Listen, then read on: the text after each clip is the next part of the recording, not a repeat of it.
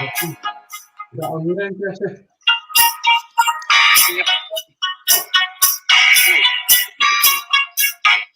Okay. Sorry. That was all good? Is that good? Can you hear me? I can hear you and I can't hear the countdown music, which is good. Right, okay, we're live, everybody. Hi, welcome. Thanks very much for being here. Say hello to Jessie, everybody. Jessie, hi, thank you so much for joining me. What we shall do is I'll go down the list of people that's here as always and just say a quick hello to everyone. I'm going to do it now actually, whilst the list is reasonably short. So we've got V Kestrel's here. Hi Jackie Jacaranda. We've got Nancy from Macron's Intuition. We've got Donna. We've got the lovely Deanne from Blue Crescent Tarot. Deanne, I know you're busy, so thanks very much for popping in early. Who else have we got? Naomi's here. Hi, Naomi, you confused me because you said hi Simon, Jessie and all. I think you've just mixed me up with Simon, but I was like, I can't see Simon for the life of me, and I'm switching between top chat and live chat. The lovely Neem, Essence818 is here. I've got Mendy's here. Hi Mendy, how you doing? Debbie from Aquarius Owl. Oh, Simon is here. There he's there. The very man himself. We were just talking about you. All good things. Sue C is here. Hi Sue. Shadowed Woodland. The lovely Elle. And we have got... I think that's me caught everyone. So I'm going to, well, you know, quick whilst I'm ahead. Thanks so much again for joining us, everyone. I'm so excited to be here to do this. I'm tripping over my words. I'm that excited. Jessie, do you want to? I mean, everybody knows you because you're our Jessie, but do you want to just, you know, quickly introduce yourself to all of the lovely watchers? Sure. Hi everyone, my friends. I created Crystal Skull Tarot, among other things, and this live is going to be fun in that Chris is going to show the cards and I'm going to show the skulls that are in the cards and talk about why I chose them for those cards. So that should be fun. I've never actually gone through that at one time or with any other people. So that's exciting. So we're getting an exclusive, guys. No, I'm not joking. But yeah, like I don't know if anyone's been kind of keeping up with the posts on Facebook, but Jessie's kind of posted a picture of her table with all the skulls set out, and you know it looks absolutely amazing. I didn't realise how many there were, first of all, but I also didn't realise, like I was saying to Jessie there, like the difference in size. Some of them are absolutely humongous. Like you could arm yourself against a serious burglar with some of these things. So yeah. Without further ado, let's get started. Now, before we do actually, sorry, what I'll say, if you've got quick, can you see the chat, Jessie? I can see it when I go to the YouTube screen, right. But then the timing is off for seeing us in real time. So I guess I'm going to be coming back and forth also. That's fine, no worries. What I'd say, guys, if anyone has any questions or wants to grab our attention, then you can see. Can you see it on the side of the StreamYard? Yeah. Private chat to comments, and now I see them. Okay, good. Cool, amazing. So if you could either tag me or capital letters, same kind of script as always. But I don't want to be ignoring people, so just like kind of. If I'm not seeing it, I'm not ignoring you. Just keep nudging me until I wake up. So let's start then. So for those of you that like your cards to be looked at in a particular order, I'm kind of going to mess with you a wee bit here. We're essentially doing it in the normal order, Jessie, but with a difference because we're actually going to look at cards with the same skulls or the same type of stone together. So like I've grabbed cards, let's just do it and you'll see exactly what I mean. So the first card that we have here. Before we go into this, Chris, I would like to just talk about me and crystals a little bit. Oh, please fire away. I just want to say, and I've said this before, but I have been into crystals my entire life. My grandparents and my parents were rock hounds, and my parents were lapidarists, cutting and polishing stones for a while before I was born. I have always loved more than just the scientific mineralogy of it. I was raised, and I've talked about this before too, but I was raised in a staunch atheist home where any kind of spirituality was not really seen as possible. So I came to my own spirituality, and as Simon says, I am a spiritual shopper. So crystals have kind of touched me since before I even associated them with being spiritual. I always kind of would feel a certain way when I handled them or even saw them.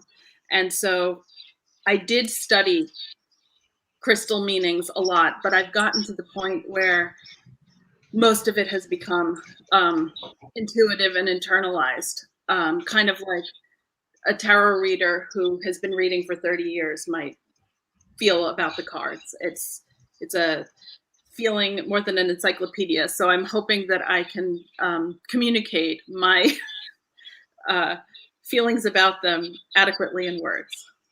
Go on. Cool. Whilst I remember as well, actually, just get all our service announcements done at the start.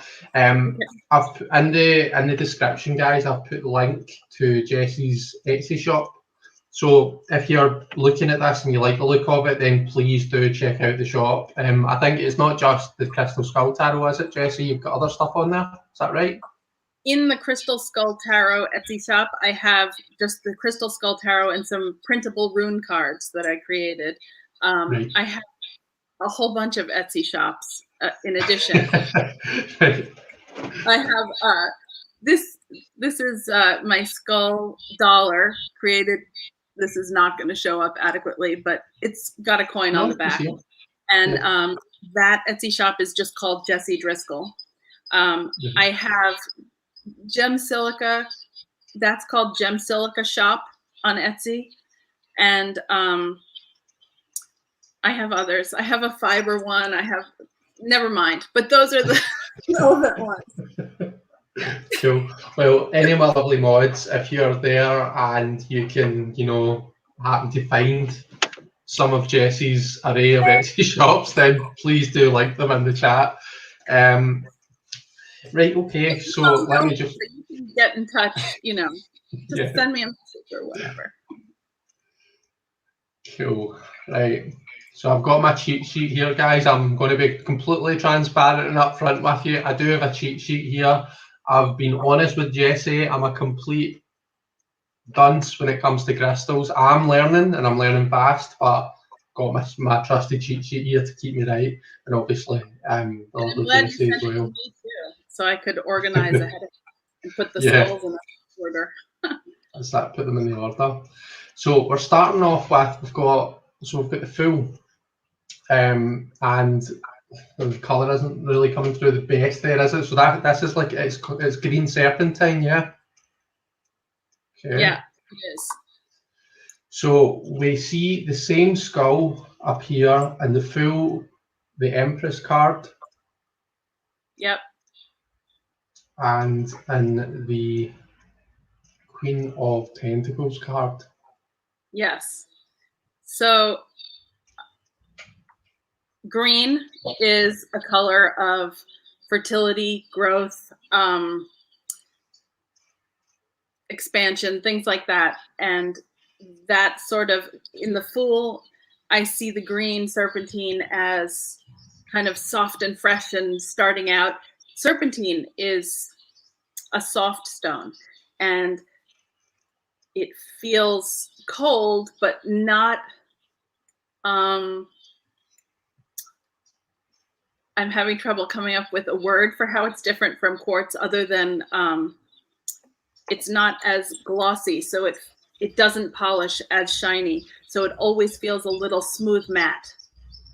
And with that, it's inviting. And so for the Fool, it's just a lovely, new, fresh being starting out on his journey, and the Empress too, with, you know, green and fertile in so many ways. Yeah, and all that, yeah. For me, the Queen of Pentacles is sort of like a more grown-up Empress, like the Empress later in her life.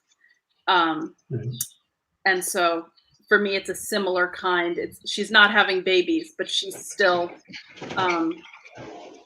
helping her family or community or whatever to grow. So cool. That's why I chose that one. Yeah, definitely. I agree. And I like, and we'll come on to this, we'll see it in other cards. I love the use of like kind of is it the yarn? Would you call that? Yes. Yeah, the yarn. It is, yeah. So the Fool looks as though he's kind of, see, because we've got the blue yarn on top of the kind of green out type, it almost looks like he's going down a water slide or something, you know. It looks as if he's having a great old time. So let's talk about that. When I was doing the whole project, it happened to be a Radiant Wise Spirit deck that I used as my consultant. And so when I was staging them, I have so much trouble with the backwards and forwards, but here we go. When I was, and this Fool is damaged because I tried sanding off the glossy finish and it didn't work. So ignore that. But I just kind of tried to get the feel of the card with the materials that I was using. So I put the yellow wool where the sun is, and I tried to kind of create a mountain and water. And the little, with the wrong hand, the little, you know, bag to run away, the stick and bag. So that was the design of that one. Yeah, well, that's pretty cool. So obviously the blue that I'm seeing is like the water slide is the mountains in the background. The water quite like it's just the water. It's like the Russian. See, it is the mountains. Yes, it's the mountains. Yeah. I saw it as water. Yes, mountains. Yeah, I saw it as water and falling into water. That's funny. It wasn't water, but that's how I saw it. But do you know, like, there's so many cards. The yarn can be read, you know, almost as much as what the skulls can, in my opinion. And there's like, if we take this Queen of Pentacles, for example, and we do actually see this, I'm not going to try and find it because I don't want to mess up the order of my cards, but if we, it does the same in the King of Pentacles, in that we see the skull looking towards the green yarn, and that makes me think of like groundedness. Do you know what I mean? Like concentrating on the things that keep your life stable. This red yarn is behind her. Do you know what I mean? So she's putting those kind of those passions, and see how we don't see where it starts and where it ends. It makes me think of the, you know, see these like kind of just whims, these passions that you know, we don't know where they're coming from, we don't know where they're going. They're just like kind of fleeting, those kind of things that we want to do in the moment, but that don't really have any base. That like it makes me think of like kind of putting that stuff behind you, not stamping it out altogether, but putting that stuff behind you and concentrating on the things that are important. And we see the same, a similar, if not the same thing with the yarn and the King of Pentacles. So the yarn can be read beautifully. The yarn is, and the skulls are facing different ways, just as the Pentacle, the King and Queen of Pentacles are in Rider-Waite-Smith. But but the red, I got it from the flowers here, and her also. And the green is, for me, a Pentacles color. So yeah, definitely. Yeah, very good.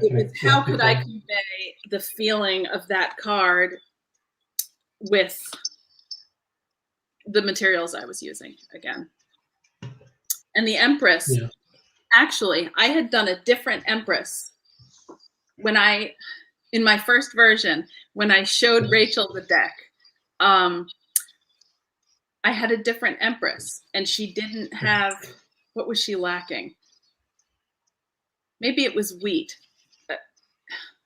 Right, okay. I don't even remember now what the old one was, but I showed it to Rachel, and really her notes were do a different Empress. and I also changed the back because the first time I did the back, it wasn't reversible enough. So I just redid that.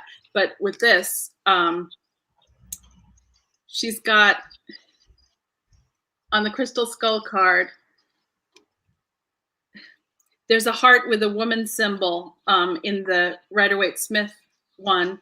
And I did a pink manganese calcite heart with a tiny little rose quartz skull on it to kind of be the same thing. And I have the wand, here, the rose quartz wand as just more loving femininity, and also kind of like her throne a little bit, even though hers is red.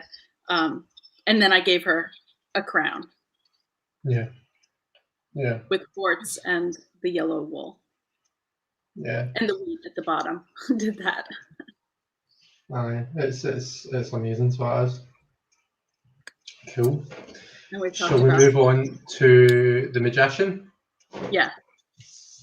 Cool. So this started as colors for me. Yeah. Mookaite jasper is this combination of red jasper and like yellow and tan and whitish. And it comes from Australia, and it is both a soothing because of the jasper, which is like an opaque quartz, and it's not exactly like quartz, it's microcrystalline quartz, so it doesn't form in the same shape. But it's also, Mookaite is an energetic stone because of its colors. And so the colors for me here were just perfect. You know, the red of his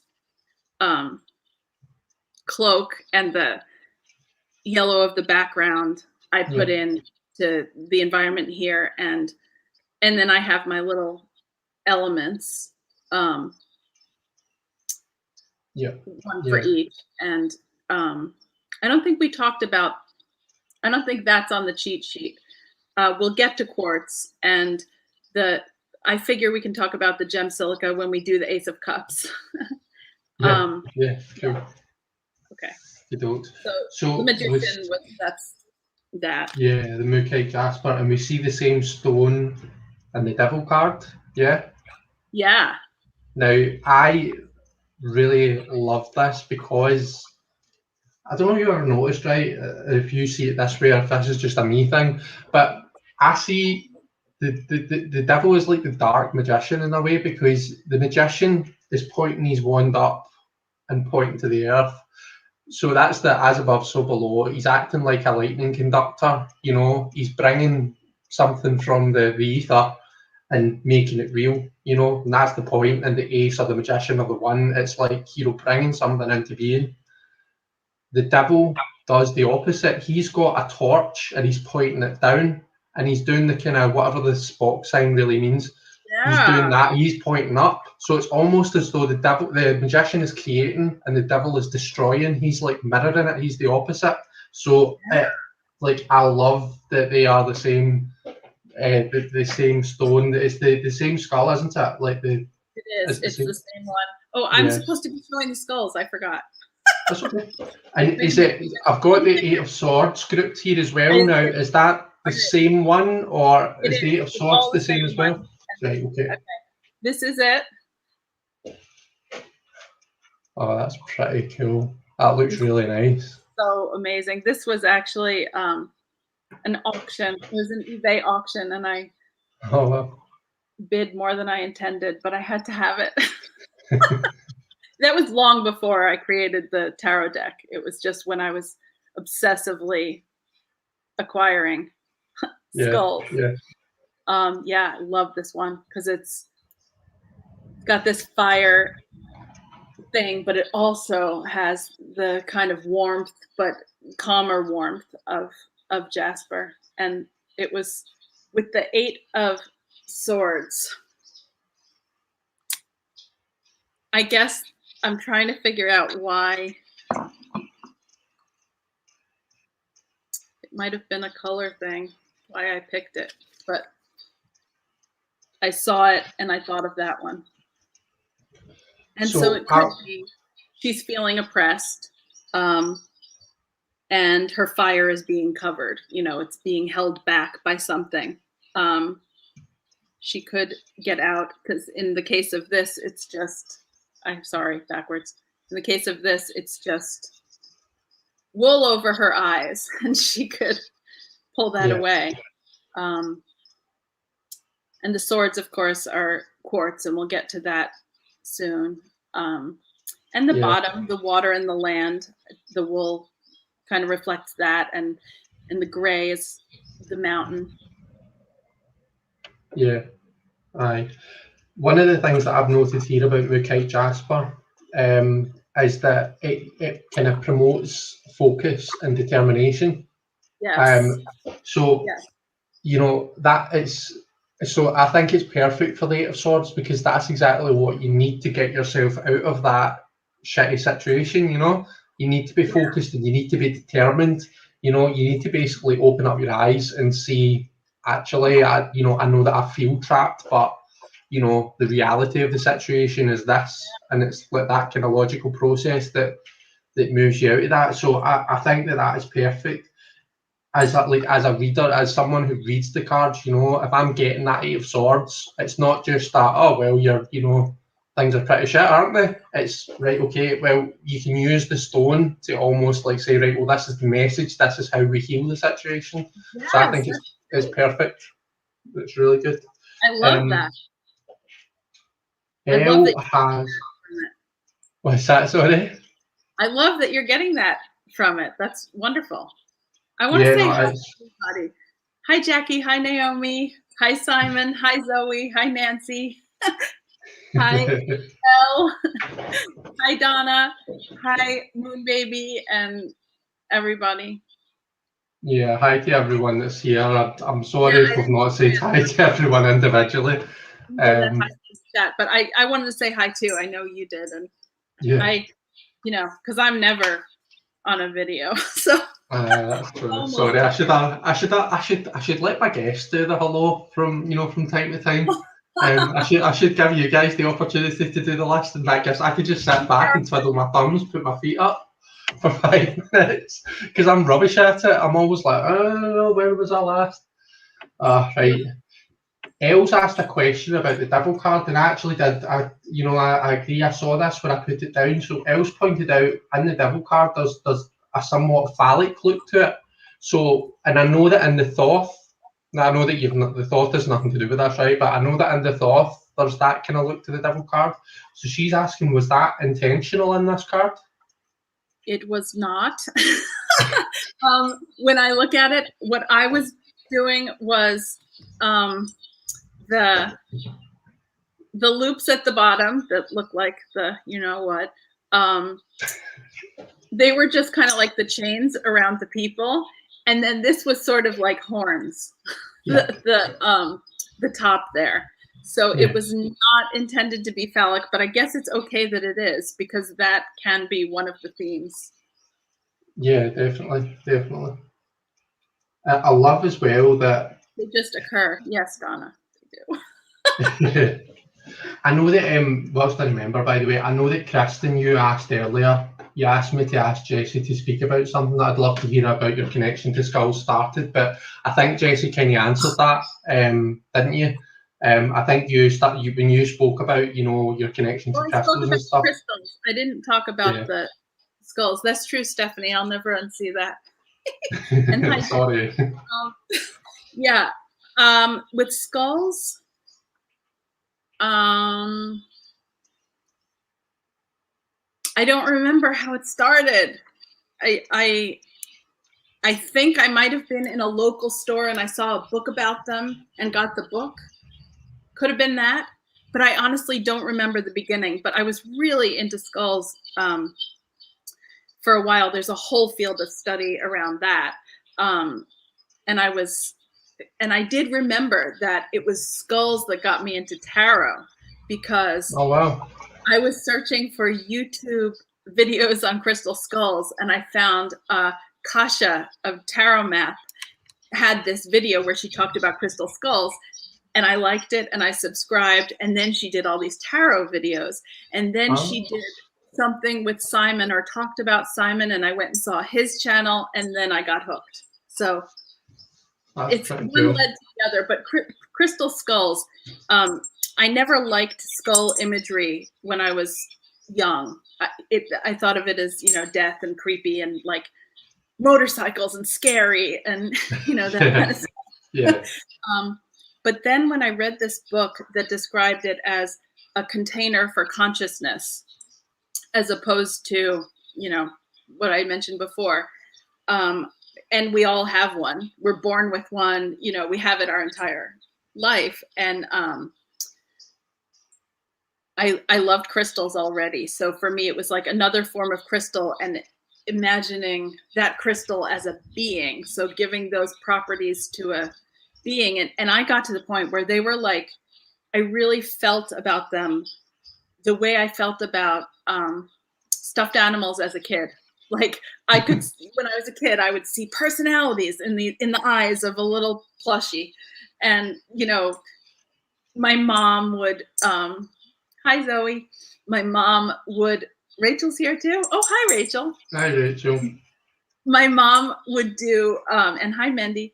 My mom would do voices for like my stuffed animals, and they were real to me. And I even would I remember when I was something like 9 years old, I had this little purple fluorite octahedron, I think they are. And I made my little plushy kitty a necklace with tape and string and this thing. So she was wearing a crystal. So it's kind of always been in me. It's something that, connects to even childhood. And so the skulls kind of were like the, slightly woo-woo version of animals. That's pretty cool. Yeah. Do you know, confession time, right? I own some crystals. I don't know if you know about my,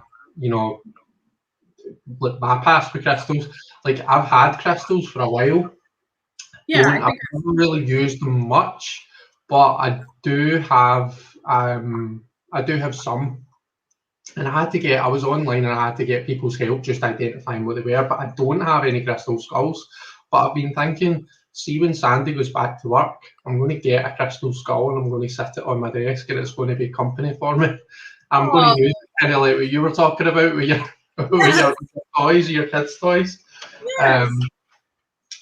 But yeah, that's the plan.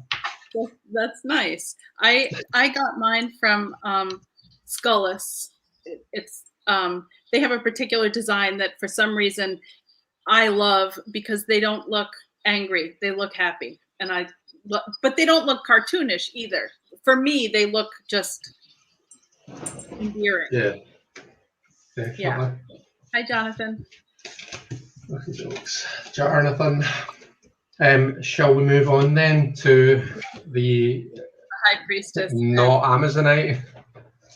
So okay, so let's talk about this. And it's funny, Rachel's here, because when I was writing my notes to give to her, I didn't know what to call it. And here's the thing. So there's this stone that I love, and I used it a lot, and I have a lot of it, and it doesn't have a proper name. This stone I first became aware of it when the crystal guru, Robert, oh my goodness, I've said his name a million times, the one from Heaven and Earth Crystals. He wrote the book with Naisha, the Book of Stones. I'm having a mind blank on his last name, but he encountered this stone. He named it Azumar, Azumar, and he sold it by the carat as opposed to by the gram or pound. He just decided it was this really expensive stone. And so, you know, a little piece of it would be $100 or more. Then the rest of the world found this stone and couldn't call it Azumar. Robert Simmons, that's his name. Because, yes. And now I see other people knew that too. Okay. Thank you, Zoe. So he had trademarked this name so no one else could use it, but the stone apparently was really plentiful. And so they started selling it in China and calling it Amazonite. And then before anyone knew it, it was being sold everywhere as Amazonite. Now, Amazonite is a feldspar, like labradorite and moonstone, and it's almost always very fractured, soft, fragile. If it falls on the floor, it's going to break. Whereas this stone, Azumar, is quartz-based and much stronger, not fractured throughout, even if it has a fracture. It's not the same kind of grid fracture as the feldspars. And it comes in a multitude of colors. Robert Simmons only marketed the blue, the solid blue. But then there came multicolor Amazonite, which is not Amazonite at all. Because like here, I'm going to show this later when we're talking about a card, but this is an actual Amazonite that appears in the deck. And you can see it's damaged just from existing.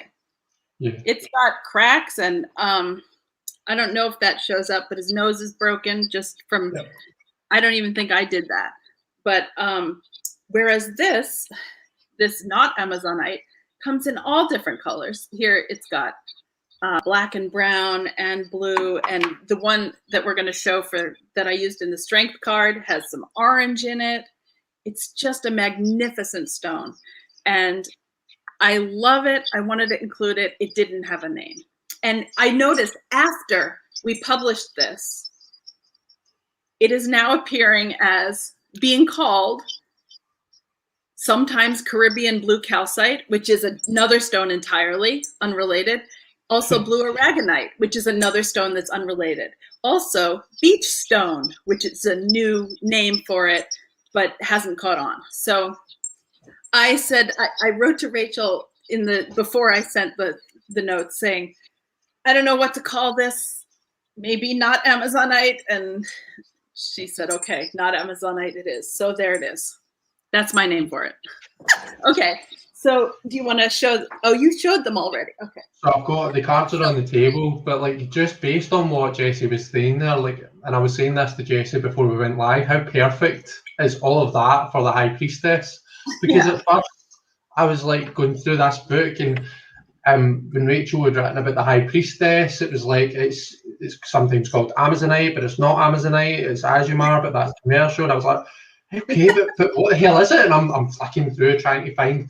And I was like, this is like an absolute mystery. And I was like, oh, right, okay, well, that actually makes sense then. I can deal with that because it's the High Priestess stone, you know? Yeah. So something that's interesting about it is that it occurs with, and I swear it's graphite. I don't know, but it acts like graphite. It draws on paper, and it appears in the crevices of some of this. It grows with all different other minerals. This particular piece has these wonderful like roadmap things on her face.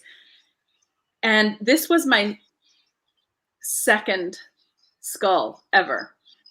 And I adore it. I adore this skull. And I think I was into the stone before I started collecting the skulls made of it, but that was when I started noticing it was called either Amazonite or Chinese Amazonite or Amazonite jasper, which no one knows. Oh, there's another name too, which is BC picture stone, if it comes from British Columbia. It's just, you can find it by searching for multicolor Amazonite. It's really inexpensive when it's called Amazonite. So it's a fantastic stone. It's got this warmth to it, and also it never gets super shiny. It's got that matte thing that serpentine has, but it's in the blue family, and the blue stones are relaxing, like being on a beach, you know, in a tropical area kind of thing. So also I wanted to show in the High Priestess stone card, I wanted to show this because you can't really see it. There's a quartz crystal there and some rubies in the back, but this thing is labradorite for her black pillar, and it is flashy and incredible.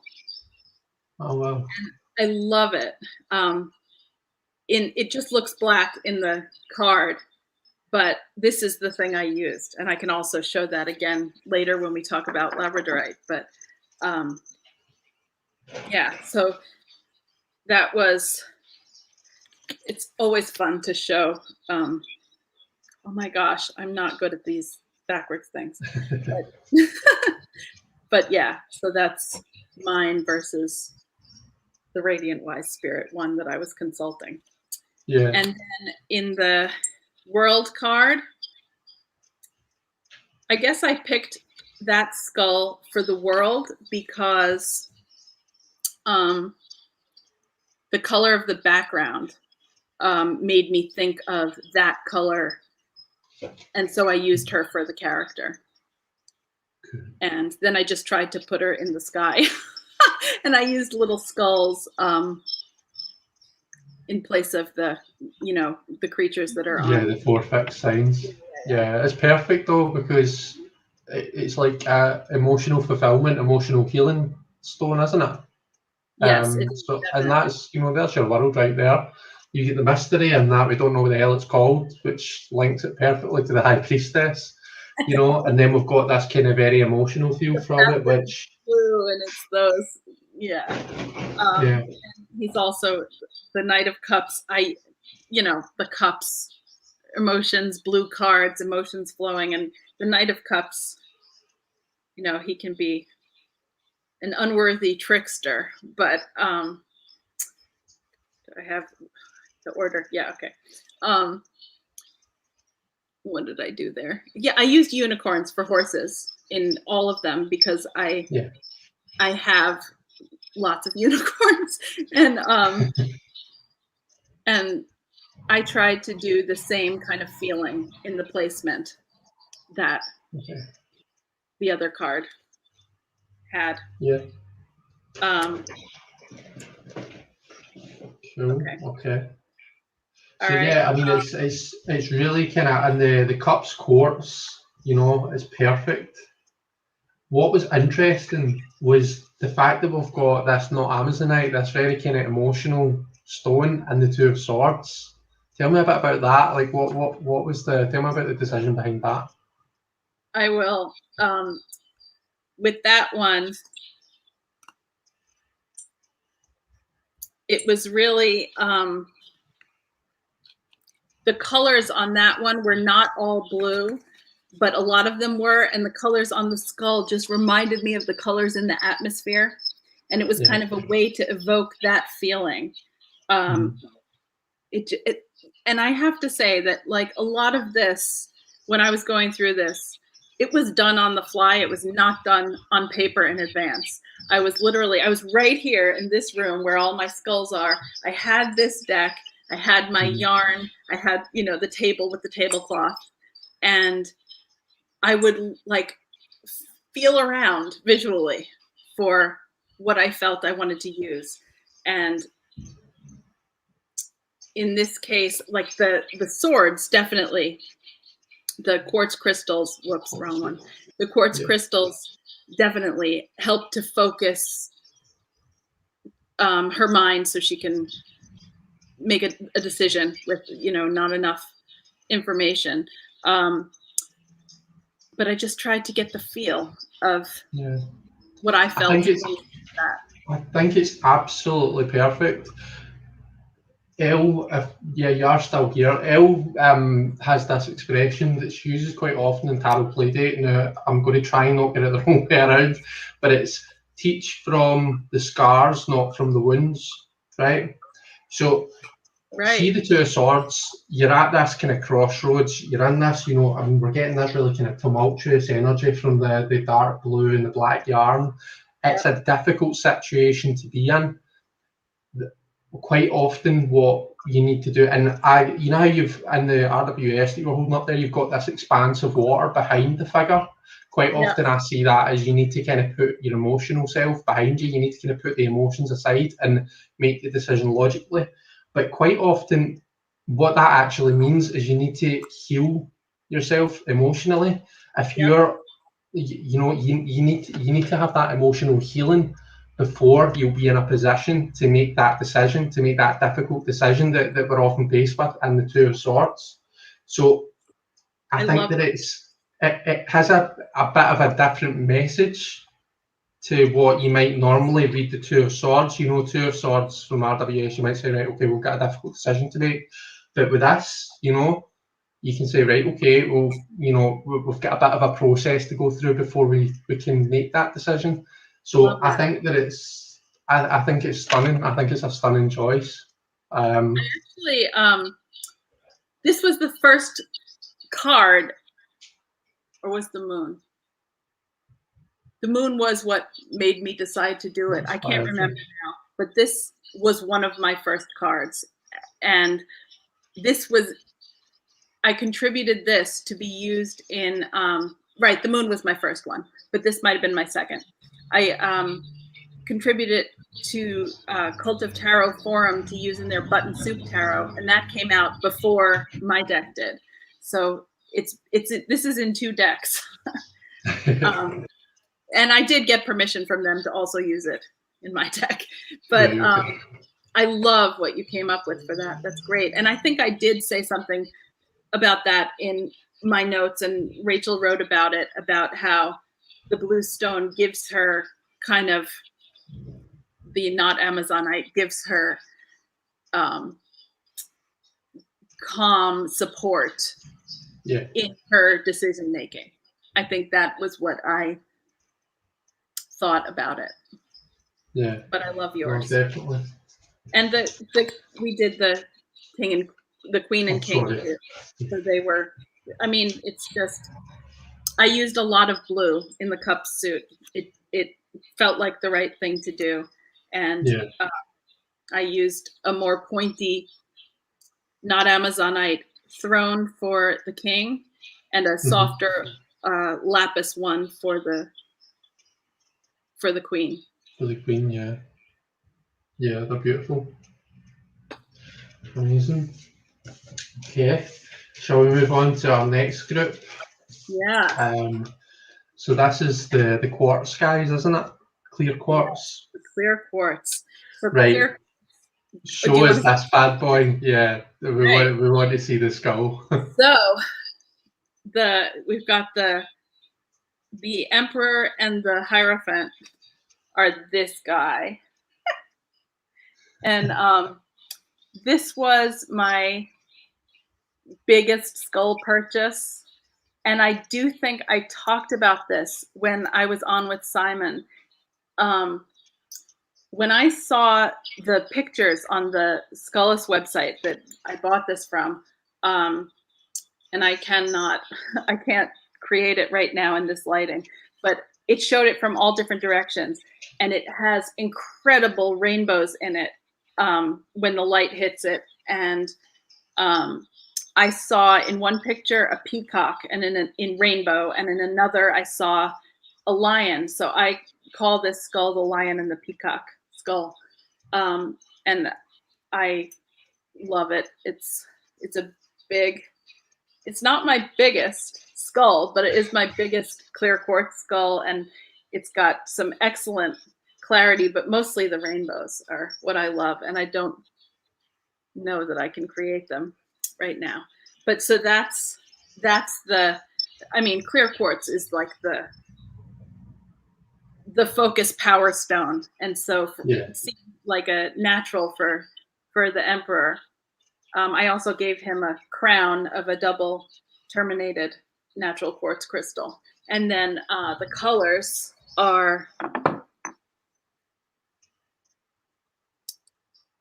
there's lots of red, there's gray, there's yellow, and I just kind of staged that feeling. And then the Hierophant, my mom had given me these cool keys, and there are a couple of those little not Amazonite supplicants. And there are 2 large quartz crystals in this. I have one of them, and it's also in the tower. We'll look at that later, but this is big. So this is this one. That's how big that is. So that one was a big staging as opposed to some of the ones that are tiny. This is from Jessieville, Arkansas. Which I think That's so cool. Yeah. Do you know something, Jessie? See, if we don't learn anything about crystals or skulls in this video, we'll know not to dare try and burgle your house, because you've got several weapons to beat us over the head with if we try. My biggest skull is this one. Yeah. Oh, it's heavy. This is a not Amazonite giant skull. Right. And that's super heavy and biggest one. I think that might be bigger than your actual skull, Jessie, or is it just the way? Yeah, it is probably about the same size as your head. It probably is, maybe a little smaller. And then, so next we have the Chariot and the Hanged Man. Yeah. You have them there already, but this one is actually really small. Oh, wow. I mean, he's not tiny, like he's not as small as the usual 2-inch ones, but he's much smaller than this guy. Yeah. And something I love about the little one is there is an angle at which, geez, I don't know if I can create it. It looks like he has eyes. There. All right, okay. I'm going the wrong direction. Okay. He looks like he has eyes. He looks like he can look at you. And I think like you can sort of see that in the Chariot. Yeah. How perfect is that for the Hanged Man? Like you're getting to the right angle, and then he can see. He's got eyes. He can see. Yeah, that's the Hanged Man, isn't it? Like that's exactly what the Hanged Man's about. Yeah. Perfect. Yeah, I love that. I love that about it. The Hanged Man for me, he just lit up. You know, that stone, and that's kind of what happens. His brain gets illuminated, and so for me it was. I feel like this one's kind of magical because of how the light filled it. And then I have a small, it was a 2-inch one in the Knight of Swords. Knight of Swords, yeah. Yeah, and for him, oh, where am I?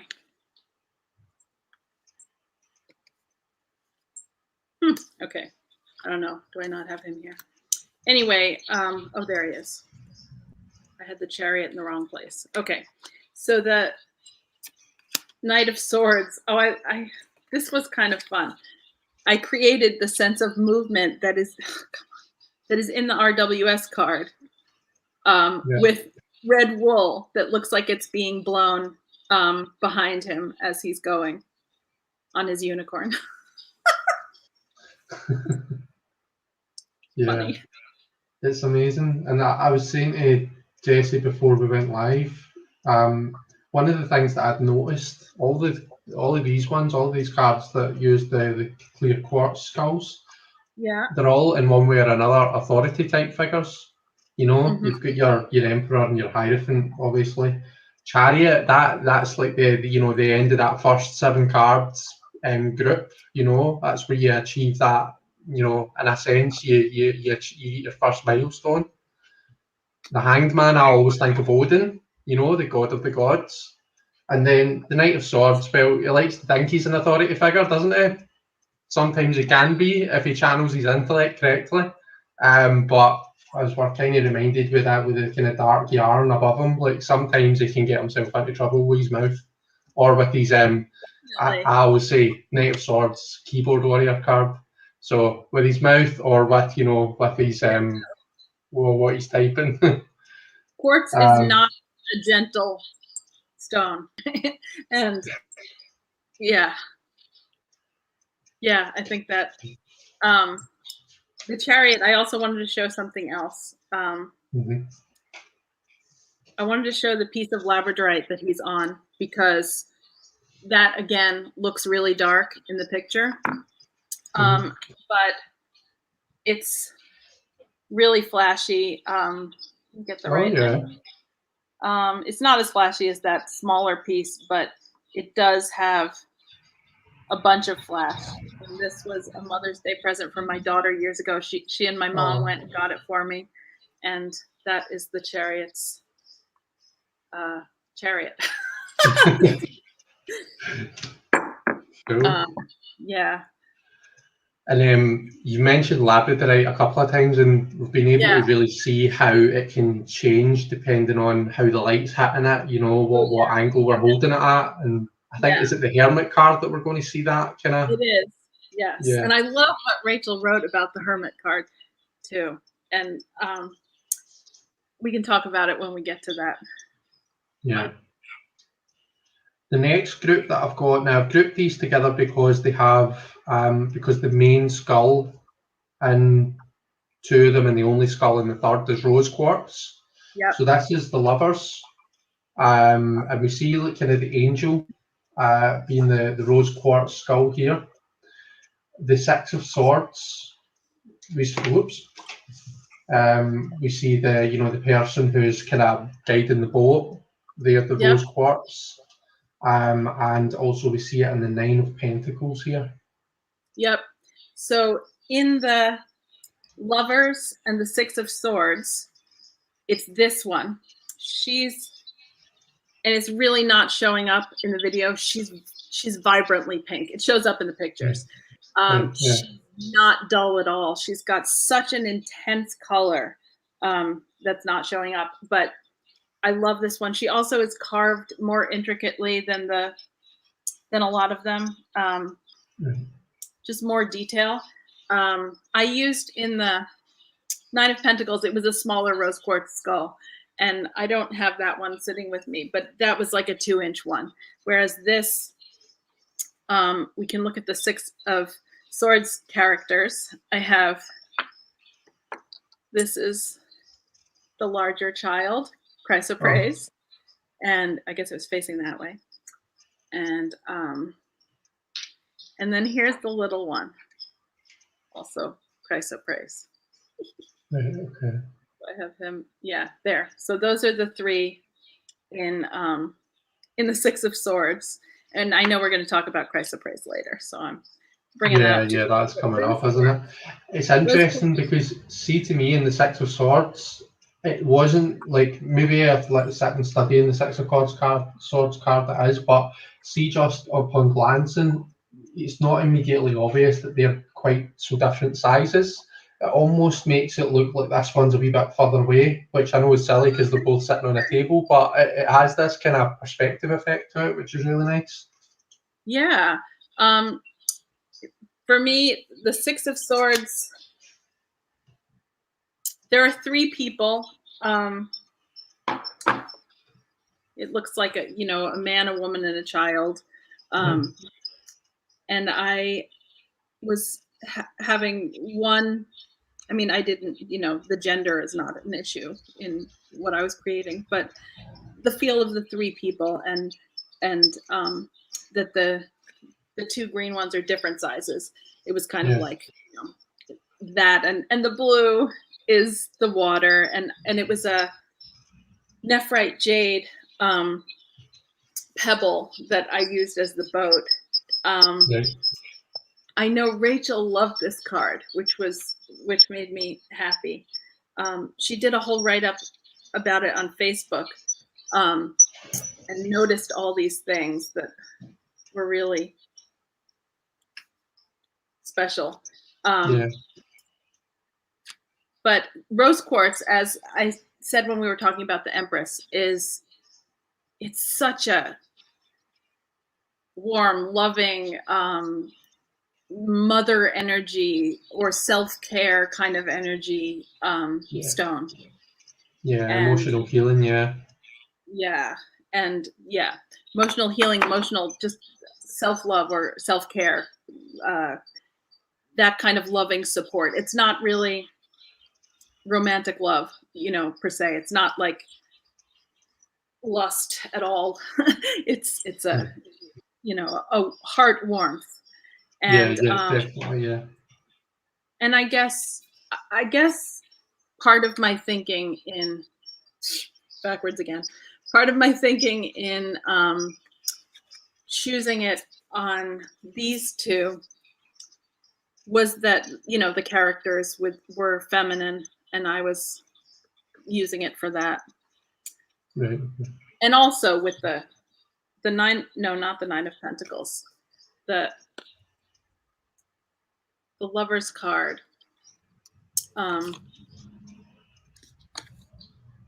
I chose white for the naked people because white is kind of pure and naked. Yeah, and innocence, isn't it? Yeah. And I did the red mountain, the white yarn to make it in the sky, to make the angel in the sky. Yeah. And then the yellow wool is kind of to look like the sun rays, even though they're facing a different direction. Still the same. Yeah. No, it's amazing. I mean, the lovers, there's quite a lot of layers in the lovers card to me. Like the white skulls representing, what I would say is Adam and Eve is perfect, because it's like Adam and Eve when they were innocent, just before or just as they've taken the forbidden fruit. They've not, they've not become aware yet, like they're naked or anything like that.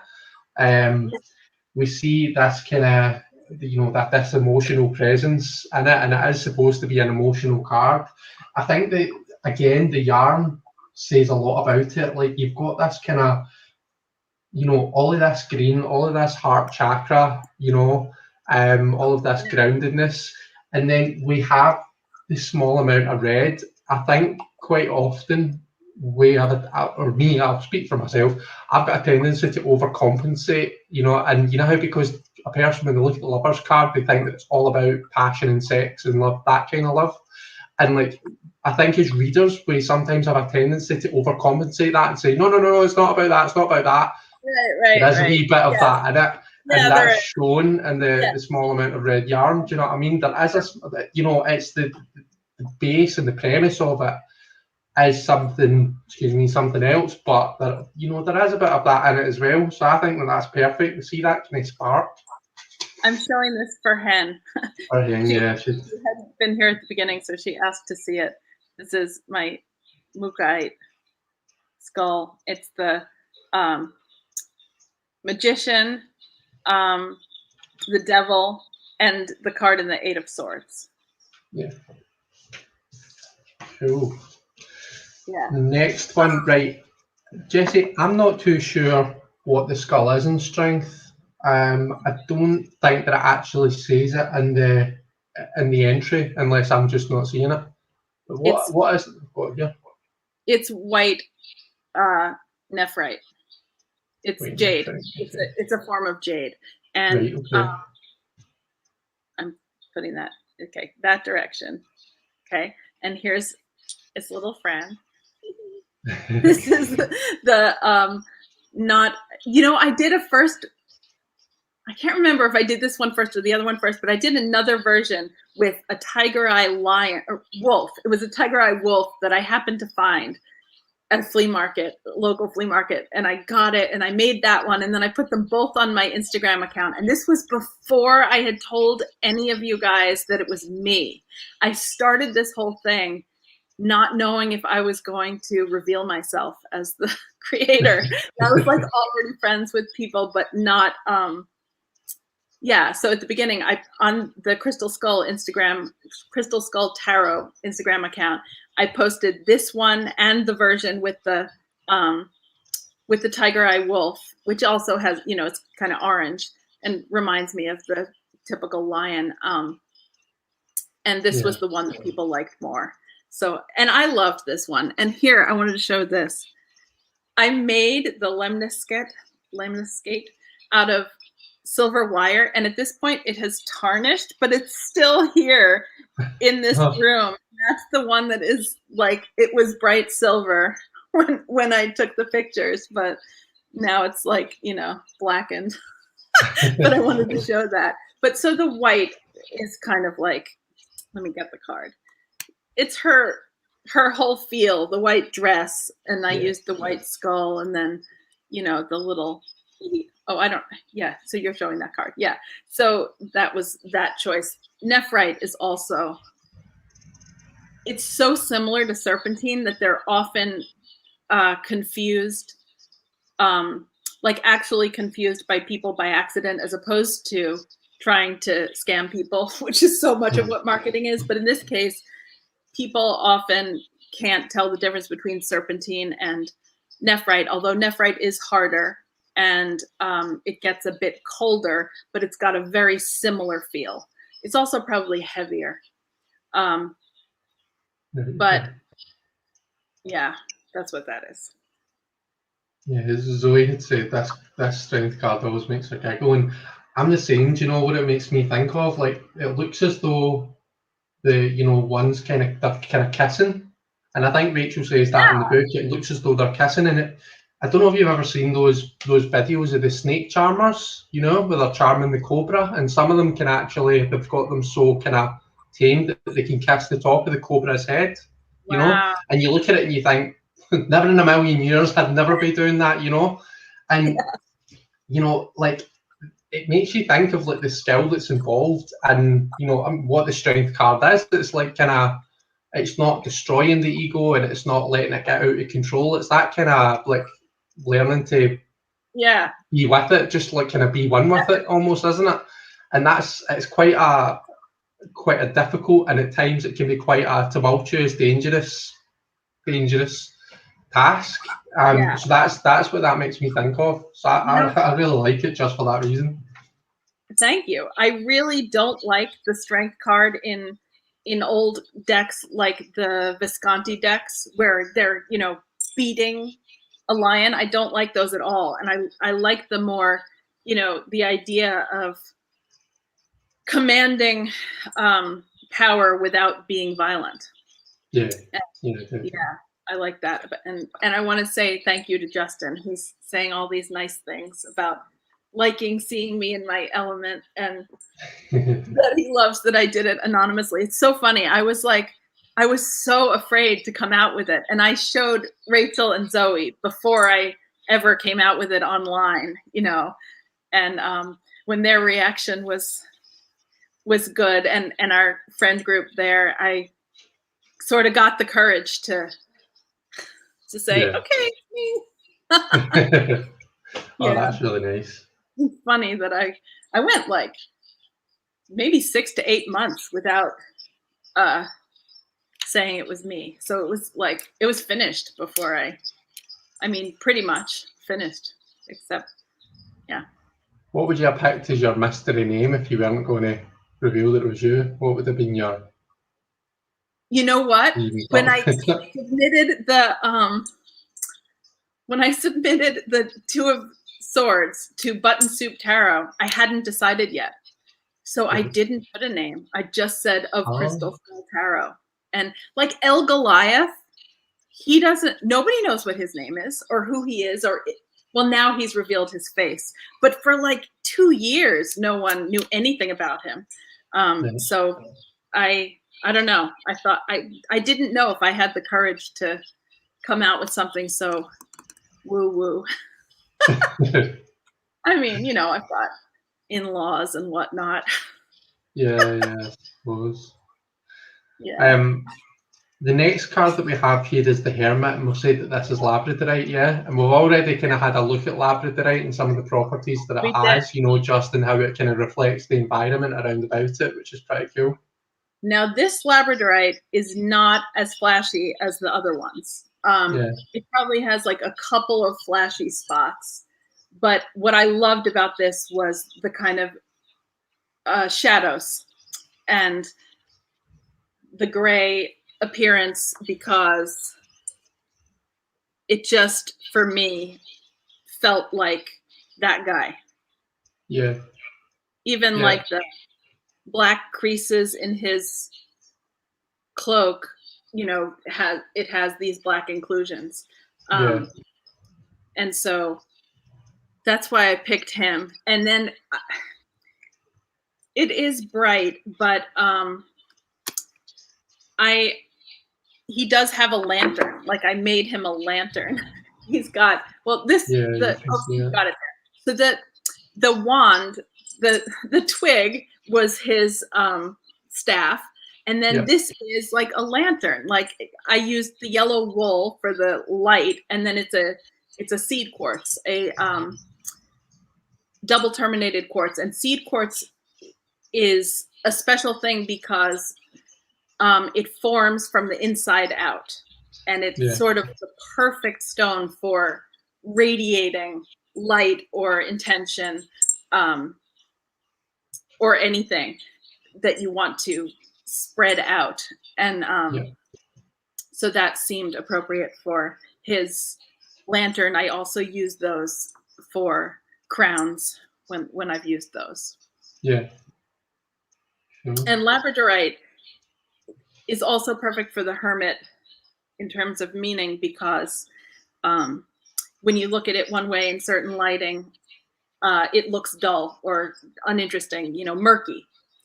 Whereas when the light hits it just right, it just sparkles. It lights up, and in terms of the hermit, like, it shows the inner knowledge. It shows the wisdom. And I love Labradorite. It's one of my favorites, but it is fragile. It is not a durable stone. So that's its only drawback for me. But you're just, again, the flash. Oh, wrong way. Yeah. Ooh, that blue. I think as well, like, see, when you held up that skull there, I was really surprised that it was the same skull as what's in that. And it's like you say, it's the way the shadows hit it. See, when you look at the way that you've set this up, and this card is stunning, because it looks as though he's looking right out into your soul, almost. You know what I mean? And that's like the hermit does. He looks back on you know, how far he's come, and you know, he retraces his steps and all that kind of thing. In order to kind of looking back in order to see the way forward. I think might be a Gandalf quote. But yeah, it's really, really nice, just the way that, you know, what it's set up. So it is. The way I did the photography, right now I'm in the same spot just in terms of the table. The window is there. It's going to get dark soon, but the window is there, and the rest of the room is here. And I have right now, you know, fake lights on. When I did all the photography, I did it with the natural overcast light of the window behind what I was photographing. I was facing the window, and I had no lights on in the room. So that lighting definitely affected the images that I captured. So this, you see it with light shining on it, whereas I photographed it in shadow. Right, okay. See, perfect. Donna's asked, is the wolf pic still up on your Instagram? I'd love to see it. I'm a wolf girl, she says. It's the other one. I think it is. Yes, it should be. I don't think I deleted it. I think I put both of them pretty close to the beginning, so you'd need to scroll down and look for it. Oh, thank you, Gerald. And Stephanie had asked as well, I don't know if it was asked, but did you have to purchase any skulls for your cards, or did you already have everything on hand? I already had everything. I did not purchase anything for this project. I did, and as I was saying, it's funny. I found the tiger eye wolf that I was in the middle of photographing, and I did buy that, but then I didn't end up using it. So no, nothing was purchased for the deck. I had it. That's pretty cool, and that speaks to the amount of crystal skulls that you've got, the selection that you've got. Yeah, I was a fanatic, and now I've turned that collecting fanaticism to tarot decks, of course. You know how it is. Oh yeah, definitely. Yeah, I'll just draw a discreet curtain over the shelves behind me here. Right, the next one we've got is the Wheel of Fortune. Now, I've not noted anything, I don't think, in my cheat sheet here because there's so many different skulls here. So, all right, so let's talk about that. Jessie, another thing is I'm kind of conscious of your time. We're already like an hour and 10 in, so we are, and I'm only at the wheel. So going as long as it takes, it's fine. Okay, I'm just conscious. You want me to talk faster? You want me to talk faster? That's not what I was saying, no. But it's up to yourself. I'm just wanting to kind of like keep you conscious. I don't want you to be sitting here like 6 hours later and you're like, oh my goodness, you've kept me so long. My kids are starving. My husband's home. He can feed them, and they can feed themselves. Okay. So the wheel, I basically made a grid, and on the inside is a beautifully vibrant rose quartz sphere, and spheres radiate out just like seed quartz does. So it's kind of, and it also looks like, the spokes of a wheel. Oh, you've got that card. I don't need to put my card. Okay. So yeah, it looks like the spokes of a wheel, and trying to think, here are some of those not Amazonite things that are directly around the rose quartz skull there at the base. Yeah. I mean, not skull, sphere. And then I have a whole bunch of different green ones, because green is another, color for the seasons. And I guess I have red for color for the seasons also. And there's also quartz in there to keep it turning. And then for the ones around the outside, I chose those based on the the colors of the ones in this card. Yeah. But I did come up with some things about them and included it in my notes, and Rachel was able to write about that, about what they actually were. There was sort of an orange calcite, a Chinese painting stone, a yellow jasper, which I have here that I'm going to show for another card, and also the coral fossil, which I also have for 2 other cards. But yeah, so that's that. The wheel. Lovely. It's just, I love that you've got that Chinese painting stone, because we see that re-emerge in the star, and the star is linked to Aquarius, and Aquarius is the fixed air sign, which we do see represented on the wheel, nice. I believe. So that's just a wee. They're different. Random. Yeah, they're different skulls. They're not the. Oh, here it is. The one in the star card is much bigger, but Okay. All right, sorry, I went ahead again. Okay, Justice. Oh, you're fine. So yeah, we'll get Justice, and I've linked it with the 7 of Pence. Is that right? They're both African turquoise. They're both what? Yes, the African turquoise. Yes, we've got those 2. And that is right. I have. They're actually 2 different ones. Yeah. So I had 2, and I can tell just by looking at the pictures which ones I used, because their markings are a little different. But African turquoise is not turquoise from Africa. It's its own stone. And it's sort of like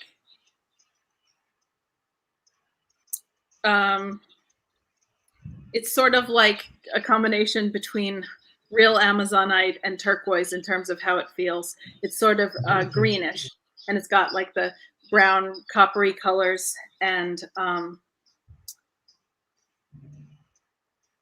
I'm trying to remember right now why I chose it for Justice. It might have just been a visual, to be honest. I don't remember. Like I'm looking at trying to see what the, oh my gosh, I can't do backwards. Okay. Trying to see what the,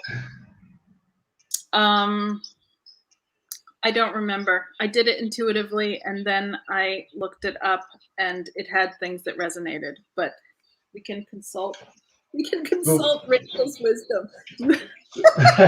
So when I'm looking at like the properties of African turquoise, it says here it's a big stone for change. You know, it promotes evolution, change, and development.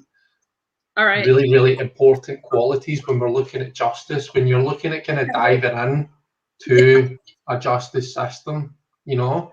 So you might, you know, if you're entering into a contract and it's got the terms that can be represented by justice, if you're emigrating, you need to think about justice for me is like the both natural, like cosmic justice and kind of man-made, you know, synthetic justice, whatever you want to call it. Right. You're learning to live within a structure. And both, like when you're kind of inserting yourself into that, you need to have that kind of development. You need to be able to change to be able to kind of live within that kind of thing. I think that's how it makes sense for me. I quite like it there. So I do. I like the these are quartz pillars. Is that right? Yeah, I used single pointed quartz crystals for the pillars, you know, going up. And then I used the seed quartz, the double terminated, kind of as the scale, you know, to be weighed. I don't have to show the card. You're showing the card. I forgot. 5 seconds. It's okay if you do, though. Yeah. So here, okay. I lose my backwards card. Okay. There, the scales. And so I did it with crystals. Yeah. Cool. And the 7 of Pentacles. He's waiting for change, you know, waiting for it to come to fruition. And it was also a color thing here, why I picked it. I think all of the 7s for me are about, you know, problem solving and self-development and, you know, really like assessing the situation, you know, and particularly the 7 of Earth, the 7 of Pence, you know, you're waiting for the right time to harvest, you know what I mean? So there is a big change happening in that card, or the card is getting you ready for a big change. So yeah, again, perfect. Right, the next skull I think has got to be my favourite, and it is I'm calling it the pint of Guinness skull, but it's, what is it, brown? Exactly looks like, yes. Brown jasper, that's what it's called, isn't it? I bid on it. It looked like Guinness. And to be quite honest with you, I did not buy it with a name. I didn't know the name. And I was like, okay, I know it's some kind of jasper. Would it be called coffee jasper, brown jasper? I wasn't sure. Let's call it Guinness jasper.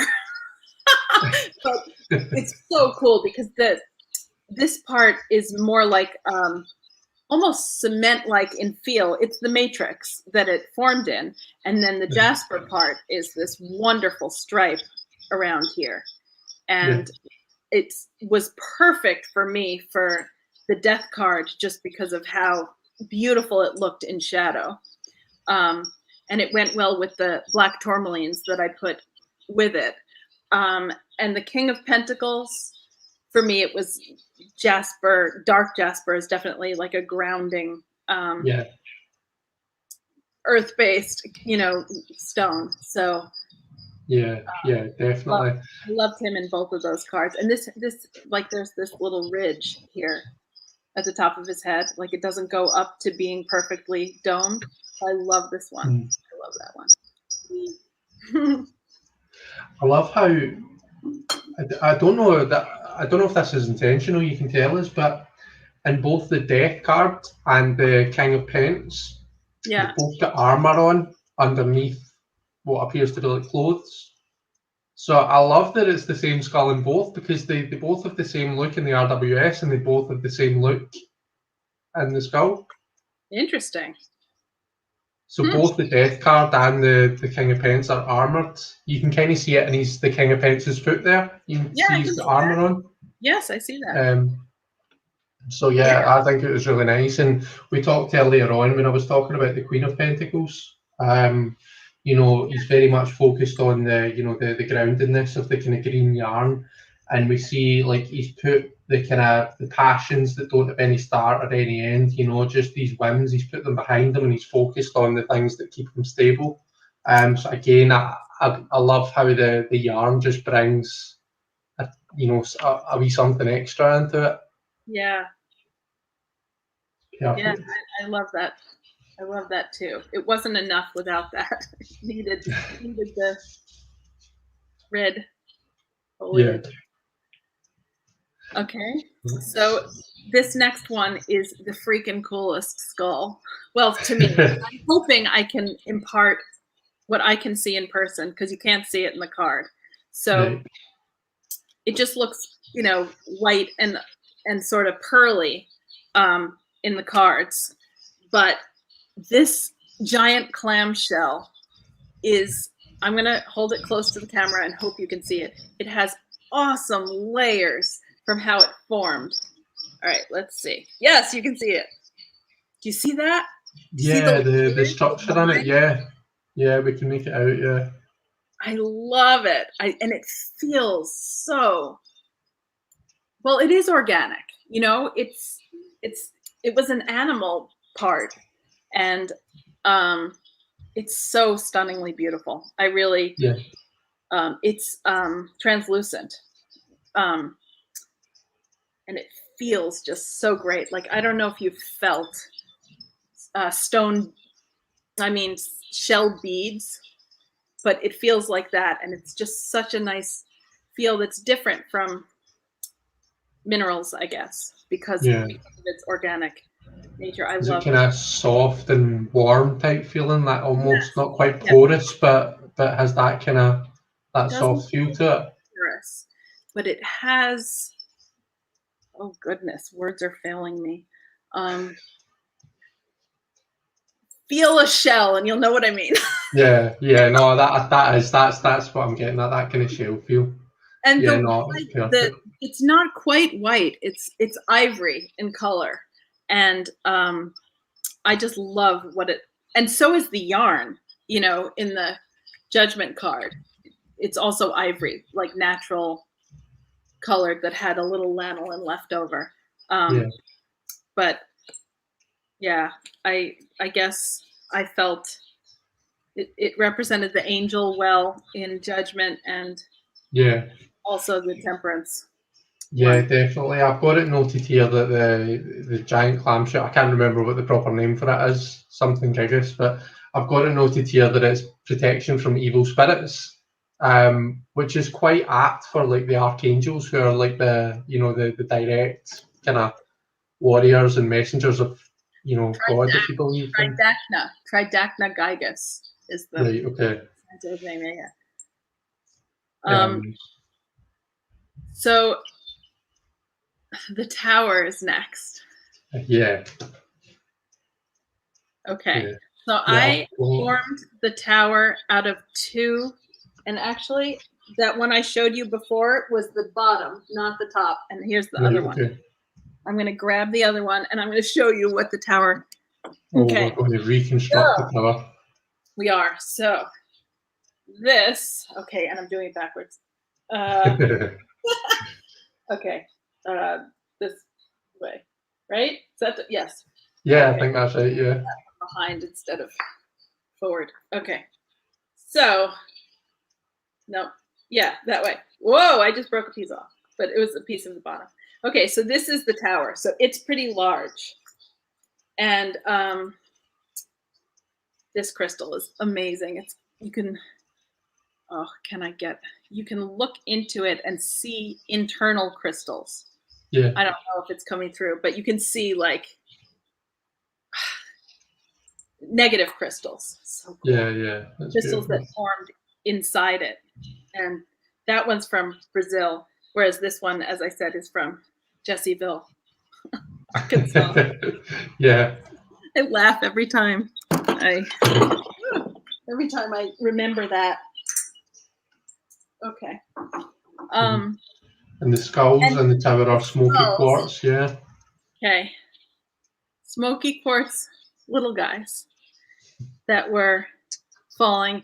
And I love smoky quartz as this stone, because as the skulls, because smoky quartz absorbs negativity and difficulty. And I felt like those guys who are falling out of the tower could use some help in their mental state when they're facing that. This one is a really dark one. It's not actually, I'm going to shine a light through it. It's not opaque.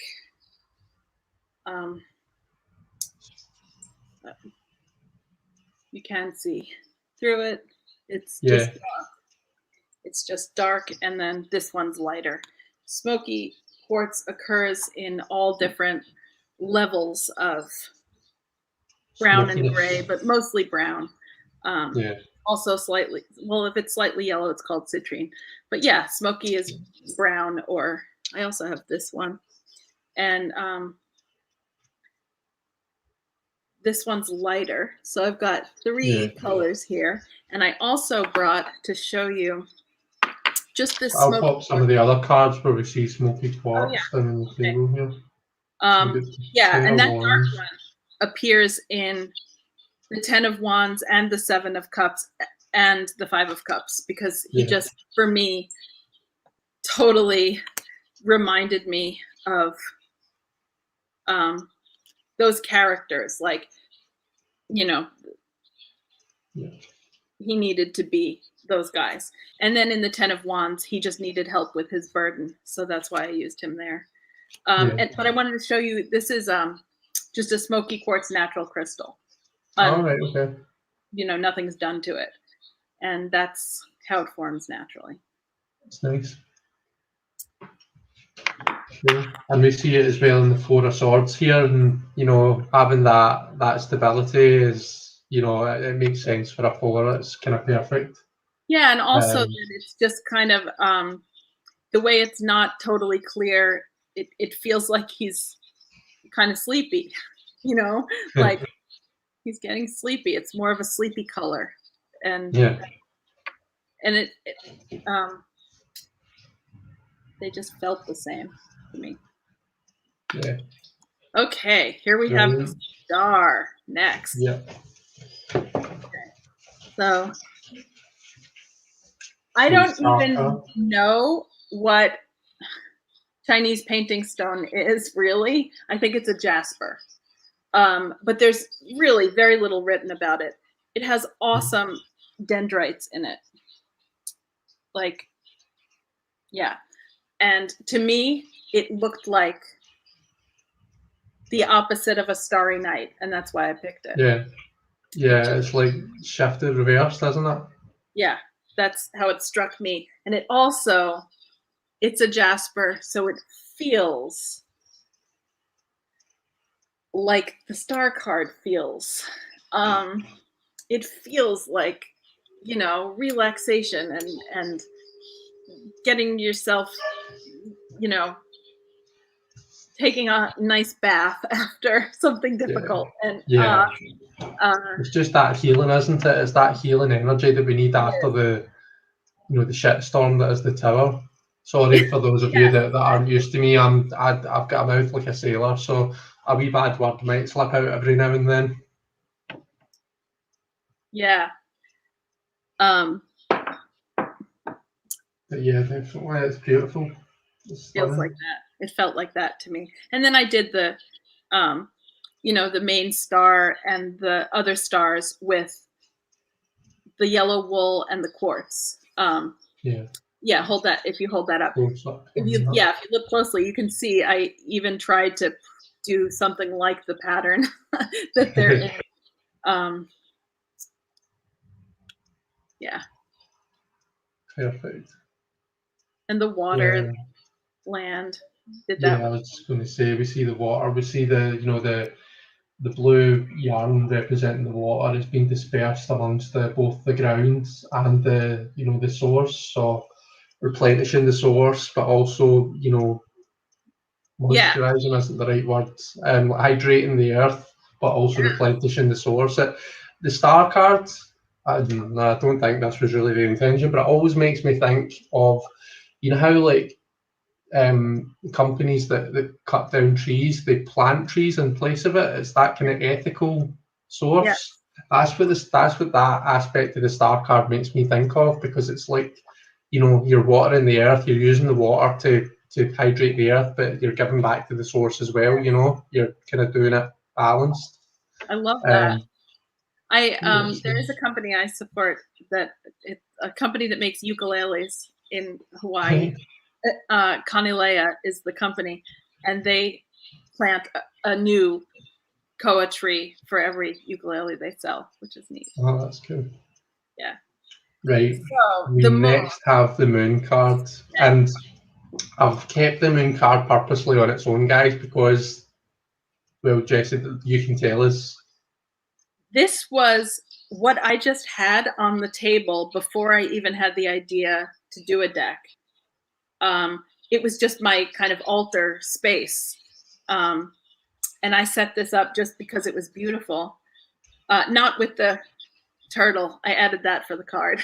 The bottom, instead of a lobster, I've got a turtle. But I had the whole grid there with the quartz crystals, and I brought them to show. So Cool. this is, I hope I don't drop them. This is a whole bowl of quartz crystals. Oh, wow.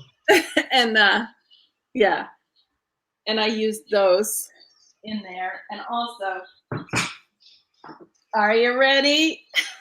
So this is, let me see if I can get one of the rainbows. This has incredible rainbows in it. Yeah, I can see. Yeah, you can kind of see it. I can kind of see one there, but it's got like incredible rainbows that'll fill the whole thing with colors. Yeah. This is not the right lighting for it, but this is big, and I think it's like 13 pounds. And it was the center of my table. Mm-hmm. See, when I look down at it, I can see the rainbows, but I can't show it. But I saw it and I was like, that's the moon. Then that's it. Because I was starting to I was already into tarot. And so I always like to make things when I get into things. And I was just brainstorming for a long time, like, what kind of thing can I do? And then when I saw that and thought of the moon, I was like, oh, photographic deck. Okay. Yeah.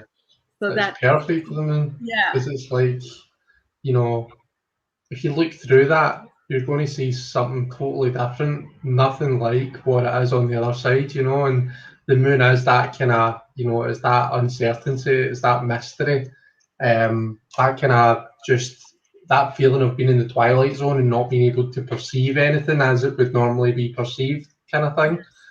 So perfect. I had a dream once that I was inside this crystal ball, sliding over the veils that are in it, like, and I was sliding through the rainbows and the white reflections, and it was such an intense dream. And that dream always stayed with that sphere for me, and it was special in that way. It was almost like what I read about people reading crystal balls and getting lost in them. It was like I was lost in it. I mean, it was a great dream. Yeah. Oh, that's pretty cool. That's amazing. Yeah. Next stone that we have is, of course, the sun. Where the card is the sun and the stone is amber. Yeah. I mean, the color is why I chose it. And also amber is definitely a warming stone. It doesn't ever get cold. It's also organic. It's fossilized tree resin. These particular amber ones are not solid Baltic amber. They are what's called reconstituted amber, which means it's like melted and pressed together, probably with a resin binder. So I have a bigger one, and I have the spheres, but this is the skull that's in that picture. Right, yeah. It's so vibrant. Yeah, it's beautiful. I love the way the light hits it. It looks as though it almost looks liquid inside it. Do you know what I mean? Yeah. There are these like discs that reflect light when they're hit. I mean, that happens in natural pure amber too. But yeah, I love amber as a rule. When I wear it, I wear, not the reconstituted kind, the pure kind, but pure amber skull that's like an inch and a half is $2,200. So forget that. Yeah. I think is it in our description of the sun card where Rachel says pause to go and put on an amber necklace or something like that, or am I thinking of a different card? Yeah, she wore an amber necklace when she was writing about the sun card, and did that neat post. I love that. Yeah. Yeah, that made me chuckle. So it did. Yeah. And amber, alleviates stress and anxiety, and kind of boosts energy. And these are all kind of qualities that we associate with the sun. Absolutely. So I know you said it was, the color was your inspiration for using that, but I think it's absolutely perfect in terms but of it's also that amber is really warming like the sun. It has a similar effect when people wear amber for crystal medicine. It feels like the sun, and it does get warm, really warm.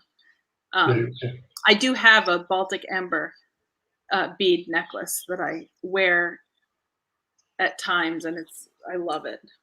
It has no metal on it. I even made the clasp with string and then friction with one of the beads slide through it, so there's no metal in it, like that. Oh, I didn't talk about the jewelry I was wearing. These are Guatemalan blue jadeite, and they look kind of dark in this lighting, but in the sun they're like, they light up, and that's what I've been wearing lately. Jadeite is something that does not appear in Crystal Skull Tarot, so we don't need to talk about it further. But cool, lovely. Yeah. Right, well, that is the majors. So we've talked about all the majors. The next card that I've got here is the Ace of Wands. And there are no stones whatsoever, and that's a twig. And yeah, we can move forward. It looks like a wand with the fire coming up. Simple, but it's powerful. It looks like a match to me. It looks like a match that's just been struck. Yeah. And that's you for the Ace of... Do I keep saying swords? Ace of Wands. That to me is perfect. Yeah, I think of the Ace of Wands as a burst of inspiration, and it is like a match, and that was intended to look like fire. Yeah. So Ruby. So we've got the Two of Wands, and we've got Ruby. We've got the Two of Wands. We've got the Six of Wands, and the Eight of Cups. Have I done that right? Yep. Yep. Cool. That's right. And Ruby is a power stone. It's I think this guy commands power. And it was also a visual, and I chose the not Amazonite sphere to be the world that he's looking at for that one. But especially in the case of, victory, the ruby being a power stone, it really, for me, it's the ruby that I have is he's 1.3 inches. Right, okay. And it's interesting because in the cards, he looks very, very, very purple. But in the description, Rachel had described it as quite a deep red, I think she said, reddy purple or something like that. It is purplish red. It's not like, the color of gemstone ruby. It's more purple than that. But it is It looks pretty true to color. It looked like the card for me looks exactly the same as the stone. You know, like in this lighting, they look pretty much the same. Right, Um, Something about ruby, it's very dense. It's very heavy. right, So okay. this little thing feels like it really wants to pull my finger down. And that's something to do with the strength and of the stone as a power stone. But for the Eight of Cups, I think I chose it because of the color. The Yeah, color of the cloak in that one, I just loved it. And I also loved how it looked with all the other things. And we'll talk about cups more when we get to the Ace of Cups, and we'll talk yeah, about we get that. But it's perfect for the Eight of Cups because it promotes this kind of this high energy, this confidence, and this kind of clear mind. I've yeah, got here like clear mindedness, you know, and with the Eight of Cups, that that's it. It's like I've made my mind up, you yes. know. And Um, and the ruby adds a hand, adds some strength to that decision in yeah, walking away. definitely. Cool. Right, the next one that I've got here, we've got is this tiger's eye or tiger eye? What do you call it? It's called both, but tiger eye is the one I grew up calling it. Right, Um, okay. and We've got a how few about here. yeah, the Knight of Wands has this incredible multicolor, not Amazonite. Look at that. It's got blood in it. I love that for the wands. Yeah. And Um, tiger eye is one of those fiery colors. And why did I pick it for the Three of Wands? Where is he? Here he is. I think it was the feel of the card. I just that one, the feel of the card, just the tiger eye, and it's wands and tiger eye. It even looks like fire.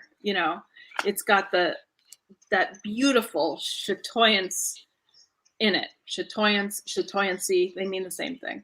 But yeah. oh, you're holding those, right? So that with that unicorn, yeah, he is a unicorn. With that unicorn and I guess the tiger eye not only being wands and fiery, but also sort of matching the color of the horse. It just, for me, it kind of like, what elements can I bring in to make it feel like this other card? And sometimes it was a matter of color. Yeah. But yeah, tiger eye, I definitely chose it for the king and queen because of its fiery nature and those. Yeah, definitely. I Yeah, think it's you noted in the book it brings together the spiritual and the physical, yeah. and to me that's what the element of fire is. Like some of my how I understand things might be a bit different from other people. So if I'm going off on a tangent here, then sorry guys, but like how I see what spiritual means, it's kind of like it's like the collective. Your spirituality is how everything works together, how everything works as one, and your fire is almost like your contribution to that. Your Yeah. fire is like your purpose. It's your legacy. It's your contribution to the world. It's the thing that you want to be known for. That's what lights that fire. You know. Yep. So to me, the element of fire is very kind of integrated between the physical and the spiritual. It's almost like your contribution to the collective. I Mm-hmm. love that we see it in the Three of Wands because the Three of Wands, for me, three is when things become physical. You think about that kind of that feminine, with the Empress, childbirth, creation, actual physical creation. Mm-hmm. That is when things come into being. Yep. And we're in the realm of wands, fire. All of that kind of stuff. I love that we see the. Is this the same kind of amber sun here Yes. in the Queen? Yes. So Yeah. Pen says she just can't get along with tiger eye.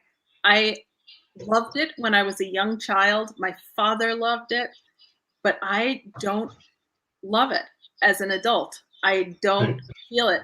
But I realized that I also sort of have an aversion to the wands court. And I think like it's yeah, I think I have trouble with that kind of fire. And That's interesting. Are you not a Leo sun? I am.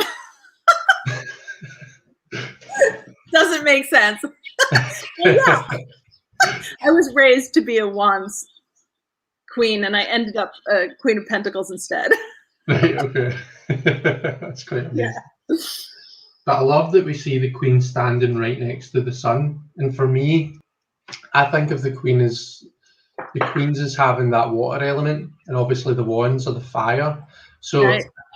the way I think about the Queen of Wands is she can stand to be in the limelight. She can stand to be in that all of that kind of fire energy because she has this inherent water that lets her, that gives her a higher tolerance to it than everybody else.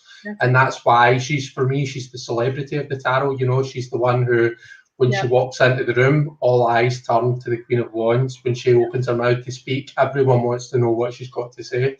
She's that kind of really vibrant energy.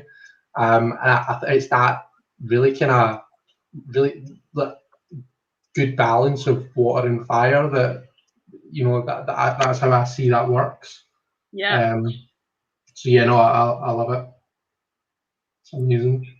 We're going to see that sun again in the next one we're looking at. Yeah. So the next one, will we move on then?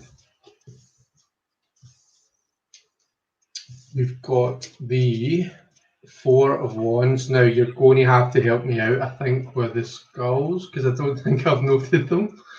They are these two,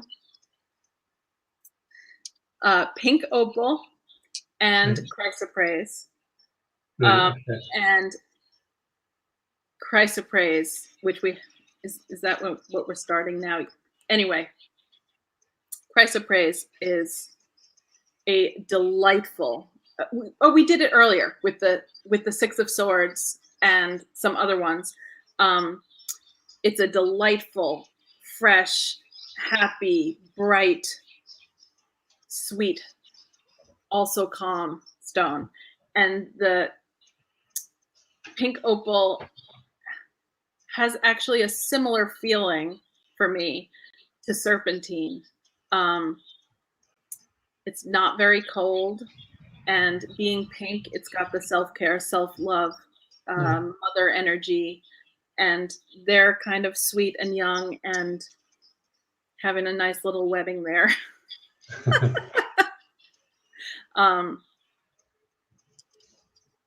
Yeah, they're the couple in that. Yeah, no, that's perfect. I mean, because I was using the little twigs for the wands, I needed to use small skulls, Yeah. So yeah, there they are. I love them in that card.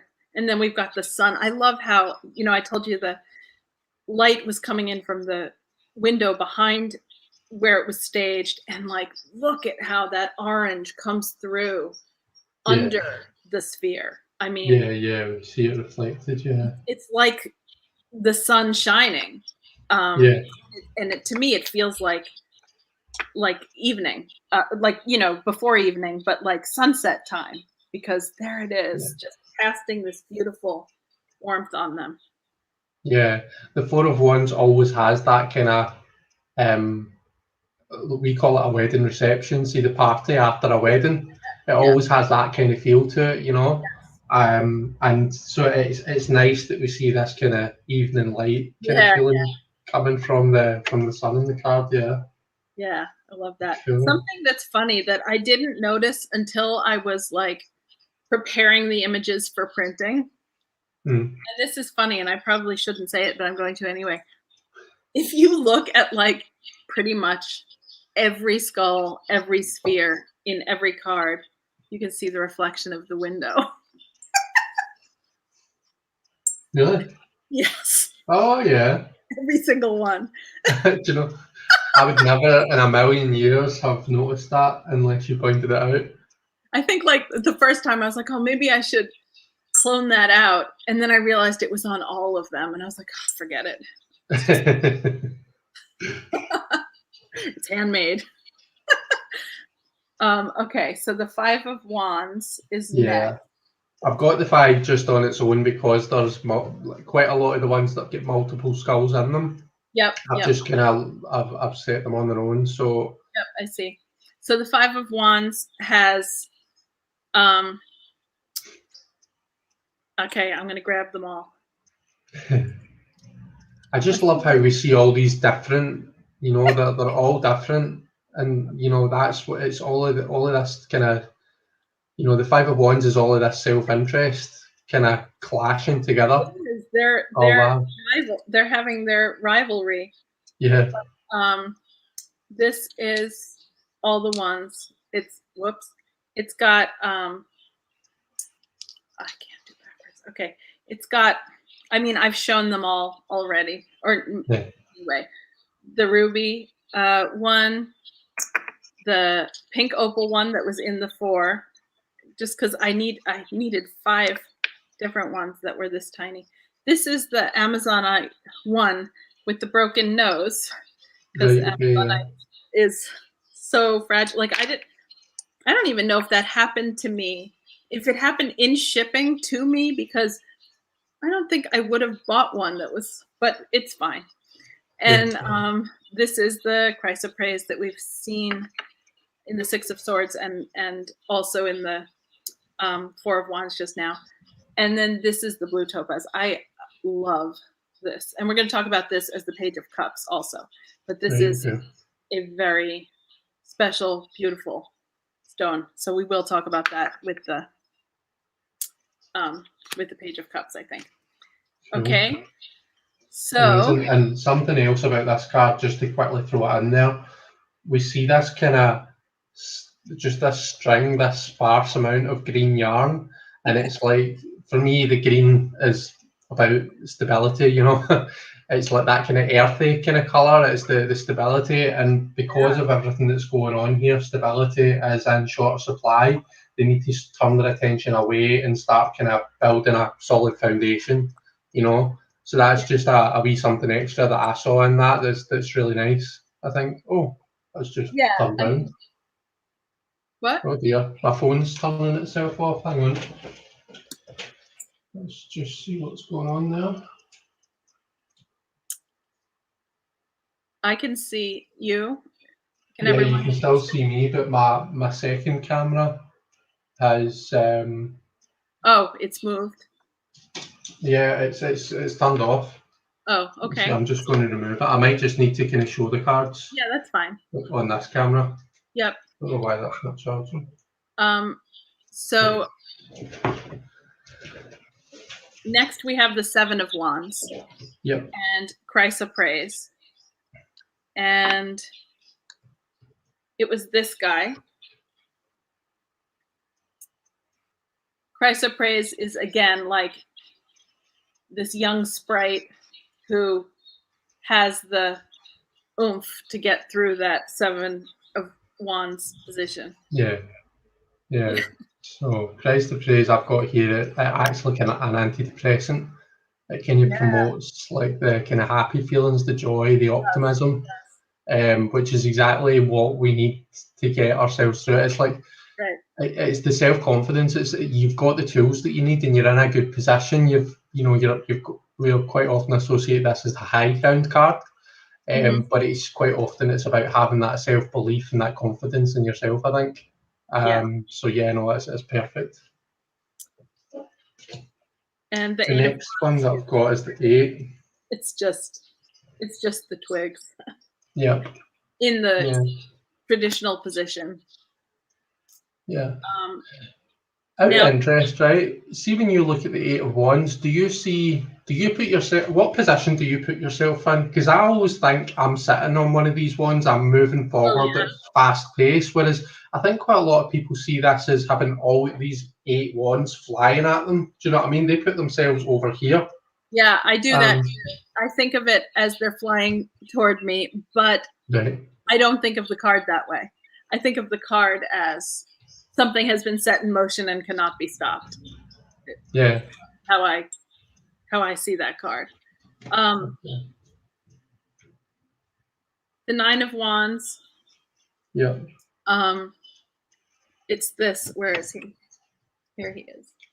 So this is snowflake obsidian, yeah. It's red snowflake. I don't even know if that's the correct name, because usual snowflake obsidian has gray snowflakes, and this is like orbicular. I'm not even positive about it, but I have two of them, and it's such a cool looking thing. And I loved the color is it's sort of like salmon-y, and it for me it's got the wands feel to it, and so I think of the Nine of Wands as that song, "The darkest hour is just before dawn." I hear that for the Nine of Wands, Yeah. and so for this, it just embodied that for me. Yeah, definitely. And it's that it says in the book it's good for a chaotic situation. It has a very kind of calming feel to it, a very calming vibe. Yeah. Which is exactly what when you're in that Nine of Wands situation, you know, when you're beaten up and you know you're feeling like you just can't go on any longer, like you need that you need that kind of feel, you need that kind of reassurance that you know you're almost there, you know, push yourself a wee bit further, you know. So no, that's perfect. Cool. Right, the next one that we've got, right, I'm going to be totally honest with you here, right? There's something about when I look at this stone. This is the Page of Wands and the Nine of Cups. Is it coral? What's this called? It is coral fossil. Yep. Right. There's something about this. I just feel itchy every time I look at it. I have this reaction to it. Wow. And I don't know what it is. It makes it makes me feel uncomfortable, which is weird. So the properties of coral are supposed to be like it expands quickly. Is that right? Like it's quick to grow. Yep. But yeah, this is what it looks like. It's a fascinating. Now I'm probably making you really uncomfortable, right? I'm trying not to cast. But I have one of these that's like ivory in color, and then this one is yellow. And honestly, I picked it for the color feel of the cards. The Page of Wands has this yellow shirt, and there's all this yellow at the top and bottom of the Nine of Cups. I never liked the look on this guy's face, by the way. But yeah, I picked these for the color, and also rapid growth definitely I think applies to the Page of Wands. Yeah, definitely. Sometimes it can be too rapid. That's for me when I read the Page of Wands, it's like you've got all of these ideas, all of these sparks. Sometimes you need that guidance to actually, you know, make something out of it and not just have a load of started but unfinished projects. So I think it's really apt for the Page of Wands, and that it is this fast growth that does need that guidance. But then we're looking at like the nine, how it applies to the Nine of Cups. You know, like fast growth. The Nine of Cups as the wish card, like wish fulfillment. Your wish comes true, and that can include fast growth. Yeah, well, it's something manifesting, isn't it? It's something manifesting quickly. It's like you know, you make a wish and you know it appears before your eyes. Yeah, no, it's perfect. I just wish I got on better with the look of the stone, but there's just something. That's interesting.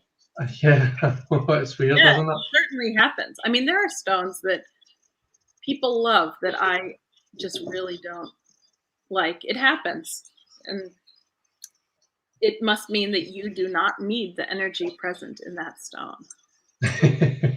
It's true. Like they say with crystals, you are drawn to and you find beautiful what you need. And for years, when I was first reading about crystal meanings, I would be drawn to a stone, I would get it, and then I'd look it up. and see, wow, that is something that I need to work on, or that I need help with. And there has been so much synchronicity for me, and this could be a case of that for you. Maybe you don't want or need rapid growth. Yeah, it's just that one, the blue coral that we see in the Queen of Swords, and the other, is it the 5 or the 6?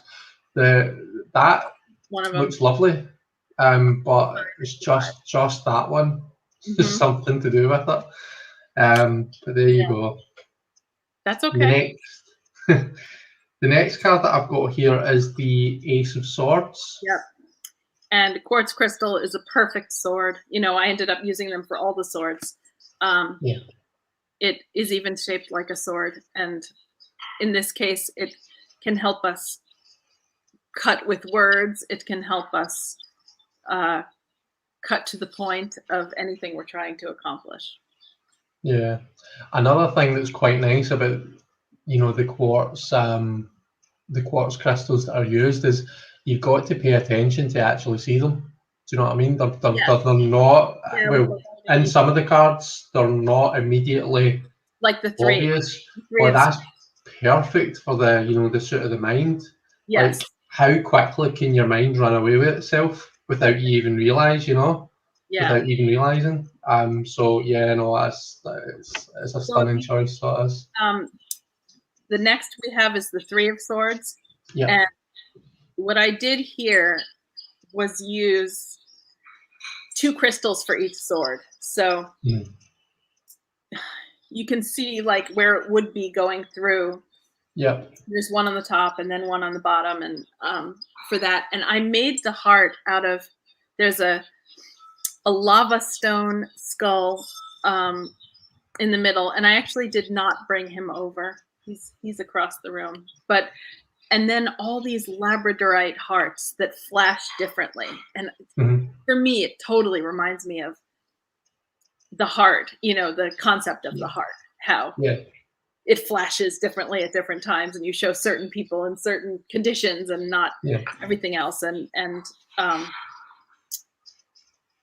guess the gray wool was kind of the atmosphere of the traditional 3 of Swords. Yeah, definitely. I think you've captured it like amazing. So you have, and it's just this, you know, this interaction, you know, between the swords, the mind, the kind of the intellectual thought, and trying to make sense of the heart. Do you know what I mean? Which is, I think, kind of what the 3 of Swords is. You know, it's trying to apply this rational air energy to the heart, to the emotions, and you know the shitstorm that can really create sometimes. You know. Yeah. So yeah, no, it's amazing.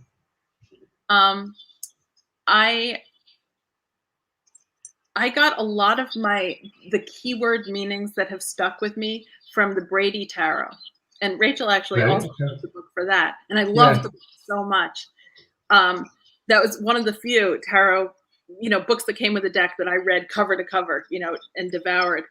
And the word on the 3 of Swords is anguish, and it's so perfect because it's like the pain of mental anguish when you can't let go of a thought that just it's just impossible to live with. I love that keyword, so I always think of anguish with the 3 of Swords. Yeah, no, that's amazing. There's definitely a couple of keywords in that deck that it's the only deck with keywords that I actually like. It's not a deck that I've got, but it's, you know, it's one that I'm always looking at walkthroughs of and stuff. You know, it's one of those ones that's always in the out in the corner of my eye. And it's one of the only decks with keywords that I like. So it is. Yes, they do. And I also found it interesting how she used the word work for the 3 of Pentacles, because I think of the 3 of Pentacles as collaborative work, you know. But I guess, you know, there's stuff in there too. But I got so much out of her keywords, really, and loved the book.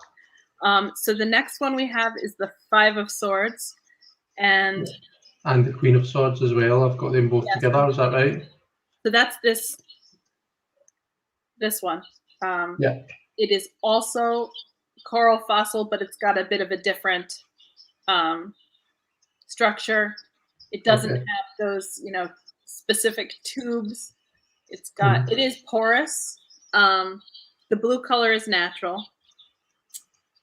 It's got this really neat thing at the top that's like shell, looks like shell. But it's the pores are really cool. And I guess I picked it for atmosphere. Yeah. Yeah, and that blue color is so. Yeah, I mean it's perfect. It's this like, and again, kind of like with the coral fossil, Yeah, it kind of shows like the positives and the negatives, of how the energy can be used. So like yeah, the quick growth and the expansion, we've got the blue chakra. So we think about expressing yourself, using your words, communication, that kind of thing. yep, We can see how that can be a negative thing, how you can run your mouth off and you can get yourself in trouble. But at the yeah, same time, we can see it in the Queen of Swords and how, when used properly, when channeled properly, how that can really kind of further you. Uh, yeah, so it's nice how it's, we see it in both kind of both yeah, forms, I guess. yeah. I like that too. The Queen of Swords has the same jade piece as her throne that is in the Six of Swords as the boat. Oh, nice. Um, It's nice because, like, quite a lot of people refer to the Six of Swords as the go-to therapy card. The Queen of Swords has that very kind of. I know some of us think of her as being quite severe, but she does have that softer side, that like I say, that water element to her. Do you know what I mean?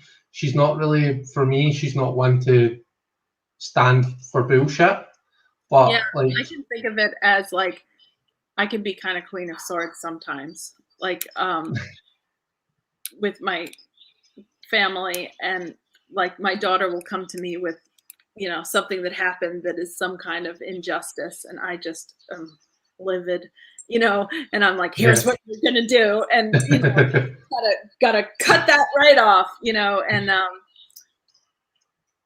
so the Queen of Swords can be kind of harsh and seem unsympathetic, but she's also practical in a way that will help in the long run, I think. yeah, like she's see, as long as for me, right, with the Queen of Swords, as long as you're willing to learn, use your brain and learn from your mistakes. She's the kind of person that will say it's okay to make mistakes as long as you learn from them. Yeah, Do you know yeah. what I mean?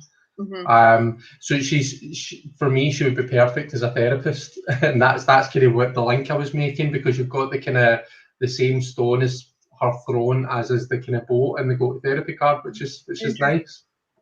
That's interesting. Yeah, I guess because swords are also words and thoughts, and I can see Yeah, that. yeah, Whereas I think of the Queen of Cups as like, who you want to go to for a hug and some sympathy. yeah, yeah, yeah. I suppose it depends on what kind of. Yeah, therapists. Sometimes you need the kind of that really kind of emotional touch and that warmth. Yeah, Sometimes you need that sword, you need that Queen of Swords energy. You need to be yeah. told, right, Hmm. You're right. let's get that Absolutely. sorted out, kind of thing. Yeah. The next one that we've got, and I love this. This is the Seven of Swords, Yep. and is this is Moss Agate, Yep. Agate. Agate. So this piece of moss agate has mostly like off-white chalcedony, but then it's got this bit of green, and I have there's another moss agate that has just more population in there of stuff. Moss agate is so cool.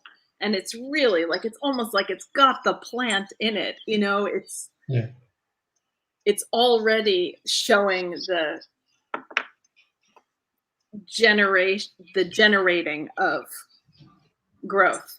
And the Seven of Swords is the trickster, but he's got to think quickly. He's got to grow something in that brain of his to get the thing done. Yeah. And I guess for me, it was a combination of that and the green jacket. It's absolutely perfect. It's got this kind of mask effect that I think is actually Rachel mentions in the book. That might actually be what I was thinking when I picked it. It probably was, and I forgot. Yeah, he was like the Phantom of the Opera. Mask. That is why I picked it. I forgot. Yeah, it's stunning. I've got I always think of the story of do you know like the Greek Titans, the Greek Titanus? I think it's Rhea was Cronus' wife, wasn't it? Cronus basically devours all his children. We all know that Cronus likes to eat his kids. What she actually does, this is just a story that I'd heard. I think it was a show on Amazon Prime or something. But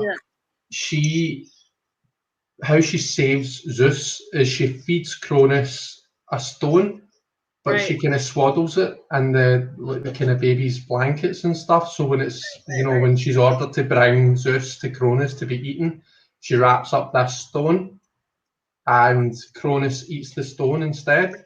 Right. And that's basically Zeus goes off to be saved. I think you can actually there's a stone somewhere in Greece to this day, unless I'm very much mistaken, that is supposedly that stone. Right. So you can go and see it. But it's like, I like to think of that story because Seven of Swords, it's not all about, being a bad person and being deceptive. Do you know what I mean? It's about problem solving, and it's about finding an alternative solution. Yes. And that, that story to me is an example of, how you can use that energy, but it doesn't necessarily mean you're the bad guy kind of thing, I agree. I like the versatility of the Seven of Swords. Yeah, and it's just the mask and the moss agate kind of makes me think of the stone being swaddled in the. Yeah, that is a good connection there. Yeah, so that was how I went down that rabbit hole. Sorry. No, it's interesting. So the Nine of Swords. Yeah. This skull is so interesting. Okay. So it's got this incredible patterning on it. And most of it is really beautiful ocean jasper. There's some on the back too. Whoops. But the thing that made this the clear winner for Nine of Swords, the Nightmare card, is that half of its face, or not half, but part of its face is missing. The stone was not big enough to do the whole thing, so it was carved, and there are these crevices where there is no, where am I? Here, there's no connection there, whereas on the other side, it's a whole jaw. And the way that I did that, the way I staged it, you can only see that thing if you really look closely, because it's at the side of the viewer, which is not where the light was. So there's the nightmare, there's the fear buried there at the bottom. Yeah, and the Nine of Swords as well. It's when your thoughts and all of that kind of mental energy, all of that intellect, it can really eat away at you. Do you know what I mean? And we see that reflected in the skull. So we do. The skull is almost like it's eating away at. So yeah, it's beautiful. It's a beautiful selection for that card. There was actually it was an eBay auction, and I had, the week before this, they had put up a perfect ocean jasper skull, and I bid on it, and I was outbid, and I was devastated. I even wrote to them and I'm like, oh, if this person backs out, please, I want it. And I felt so bad. And then I saw this one and I was like, okay, I'm not going to miss another one. Yeah. The next one is the 10. Now, have I lost my place? It's Jasper as well, isn't it? That's a zebra Jasper, yeah? Yes. And it's this guy. And here he is, just like that. Yeah. It really was the appearance that I chose this for, because the kind of, whether you see it as, you know, darkness encroaching on light or a little bit of light left in darkness, either way, it kind of had the feeling of what I wanted for the 10 of Swords. And when I put it on this, I didn't even remember that this one was in the deck. That's so funny. It was. I brought this just to show you a smoky quartz crystal, but that's what it's on. Yeah. Funny. And then all kinds of jasper have, you know, healing qualities. And the whole idea of the 10 of Swords is this game is up, but, you know, pick yourself up and something is next. I don't know if you look at this the same way as me, right? But when you first look at that, it's not immediately clear that you're looking at a skull face down. I almost thought that I was looking at a really kind of oddly shaped skull, like where this was kind of the, you know, the cranium, and we had the face here. But it's like, you know, I don't like it that way. Looking at it that way, I hadn't noticed, but yeah, I see what you mean. But is that not perfect for 10 of Swords energy? Because it's like, you know, there is a transformation aspect to it. You know, there's an element of transformation to all of the 10s. You know, it's this end of the cycle and the start of something new. You know, you might not be the same. You might be almost a different person. You might be warped, and you might feel warped and torn apart and put back together in some unhuman way. But you know, that's what you are helping me to see my deck in a new light. That's so cool. Yes, I can hold it up again. Here is the front.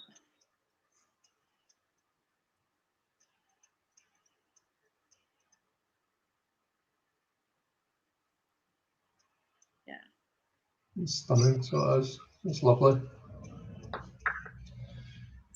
Okay. I had a hard time finding this guy, this Page of Swords. I was looking for like 5 minutes and I was like, oh, it's that one. But here he is. He's very, he's translucent as opposed to transparent. And milky quartz can have all different levels of translucency. Sometimes it's, I want to show you this. This is cool. I have a milky quartz. It's also called girasol. I have this sphere, and it has, I don't know if I can find it with this light. Maybe I can shine my flashlight on it. It has chatoyancy, which is, okay, here, let's see if it's almost like I'm moving. Nope, I'm not capturing it. What is it that we're looking for? Like almost like a moving, like in a star sapphire type. There's a moving, and I can see that in reality too. And in you know, in the room with me, it covers more area than it just showed on the camera.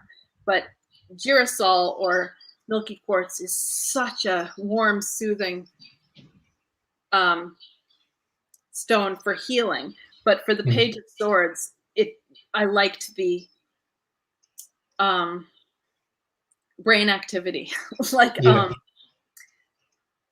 his head is full of smoke or ideas, or the Page of Swords as learning and studying, and the head is full of stuff. The stone is interesting because it's sort of like a clear version of rose quartz, because rose quartz also has that milkiness to it. It's a great stone. Yeah, definitely. I love that. So for me, right, the Page of Swords is that kind of a, like, this is, I'm maybe more speaking here to some of the more shadow aspects of the Page of Swords, right? But is that kind of a immature intellectual energy where I love it, and that probably doesn't really speak much to the properties of the actual crystals, but we have like the sword, which is the clear quartz, yeah, and then I'm getting the wrong way around as well. The skull is the milky quartz, which is like this. The sword is clear; you can see through it. Yep. And that to me represents like some small aspect of the facts that the Page of Swords has got a hold of. He's grasped some small aspect of the truth of the situation. Yeah. He's not worked through it in his head yet. Right. It's not clear. It's still very kind of, not transparent. But sometimes the Page of Swords can get a small piece of the information and then go off on a tangent. This is my 9-year-old Jameson. Come down lower. Hi, Jameson. How are you doing? Good. This is my friend Chris. Hi, Chris. Am I right in thinking that it was your birthday the other day? It was. Yeah, he just turned 9. He's a new 9-year-old. Wow. Did you have a good birthday? Talk. Did you have a good birthday? Yeah. We went Sorry, out it's the Scottish accent. Yeah. Can't understand. All right. I need a translator. I need Justin here. Justin says he speaks fluent Chris Kelly. That's funny. And Jackie and Mendy also say happy birthday. So I love that his head is he's still processing the ideas. He hasn't made it clear yet. I have the King of Swords. Yeah, the King's next. And this is the man-made, isn't it? This is man-made. And the thing is, it looks very much like hematite, which is natural. And I could have used hematite if I had one, but I don't. So they're similar in their properties. But the fact that this is man-made means it has extra machinery, like machine power in it or something. Like it actually has electrical properties, this substance. And I think it's such a perfect presence for the King of Swords. Yeah, it's perfect. Yeah. It's lovely. So now we go to the cups. To the cups, and talk about the gem silica. So in that, I made the cups out of beads and cabochons. They were super tiny. Like, I think the beads were like 8 millimeters, and the cabochons were 12 millimeters, something like that. And I'm wearing earrings with this. From the beads, yeah, I see it. These are little 6 millimeter ones, but gem silica is such a wonderful stone. It's got the best of the bluestone qualities, and it's so it's stronger somehow than the other ones, and it's a lovely all-purpose emotional food. Like it's calming and beautiful and warming and relaxing and rejuvenating and all those things. And I love it for the cups. So that's what that is. Yeah, and this is just a beautiful card. So it is all this water energy. Yeah. Around about surrounding it, encasing it. I'm so glad you like it because it's really simple. It's such a. It's really simple, but I like it too. Yeah, I think the aces, they are quite a simple energy, and that's the point in the aces. It's like it's just a seed. They show you the potential of the entire suit, yeah. But in terms of something that's entering your life, you know, it is a really simple energy. It's the potential. You need to work at it. That with the ace cards, whenever an ace card comes up, it's like, you know, Ace of Pentacles. You're not rich. You know, you're not there. This is just the start. You need to work, and you need to work damn hard at this. Yes. And it's, you know, the same with the Ace of Cups. You know, there's the potential for that connection, for that relationship, for that, you know, emotion. You know, it's not, you know, you're not married with 4 kids. Do you know what I mean? Like that's not Ace of Cups energy. This is something you need to work at. So I love that they're so simple. I think that it's perfect. So I do. Great. So I have the 2 of Cups here, and that's these 2. So we've got the pink opal that we've seen before, and this is the blue topaz, and I'm afraid that the color is not coming across. So I'm going to hold it next to a clear skull and see if you can see a difference. There, now you can. So yeah, it's a light blue, but topaz and aquamarine have very similar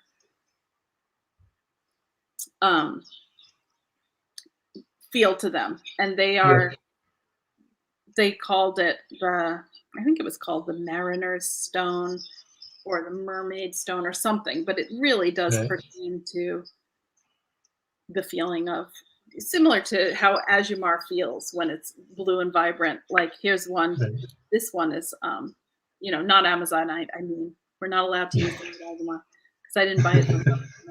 But like this one is pretty darker blue, you know, so it's more saturated, and the topaz feels similar. And this one actually has rutile needles in it, which is so cool, because rutile needles are like almost like it has extension swords, you know, within it, to spread the goodness and serenity. Perfect. And also, you know, sort of, we've got sort of like masculine, feminine look with the typical opposite energies. They complete each other. The kind of opposites attract type thing. Yeah, definitely. Okay, so the 3 of Cups. This one is a case where I basically chose these for how they felt similar in color to this card. Between the color of the gold cups in this card and the color of their jackets, I went that direction. I have them here. These 3 are ready to say hello. Here they are. I keep turning it the wrong way. So this one is brown jasper, this one's tiger eye, and this one is yellow jasper. Right, okay. I prefer this to gosh, don't let Simon hear me say this, but I prefer this to the traditional Rider-Waite Smith, because it has this element of we have the 3 and they're having a party and you know everything's hunky-dory, but with the skulls it introduces this element of the integration of like 2 that, like, see if we didn't have this the tiger's eye in the middle, you would almost just get like the 2 of Cups feel, you know, the 2 opposites. But with the tiger's eye, you know, there's something else in there that's integrating them, that's bringing them together, you know. That's just from the colours. But again, like when we were talking about the properties of tiger eye, it's like, you know, it's integrating the physical with the spiritual, you know. It's bringing opposite qualities together and making something, almost something new. So that's something else that I can read into the 3 of Cups that I wouldn't normally really, you know, pick up on. So no, I think that's a really, really nice card for that. Thank you. The 4, is this the actual Amazonite, or am I? No, this is fluorite, and this isn't typical fluorite, although you can see typical fluorite. Fluorite comes in green and purple and clear, And this one is not like typical fluorite. I have another one that is, but this is that guy in this, and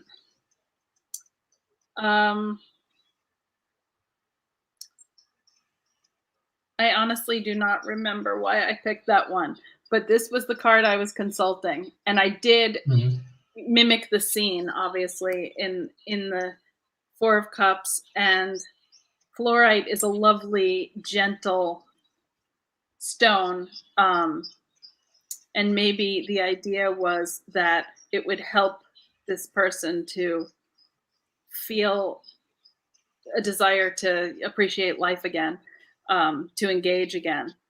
Yeah. It's gentle, and kind of the way the person is sitting is gentle. It's not harsh. And So see if you hold up the skull again. Am I right in thinking there's like this progression from like kind of the kind of greeny colours into the kind of blue? That's certainly the way the card looks.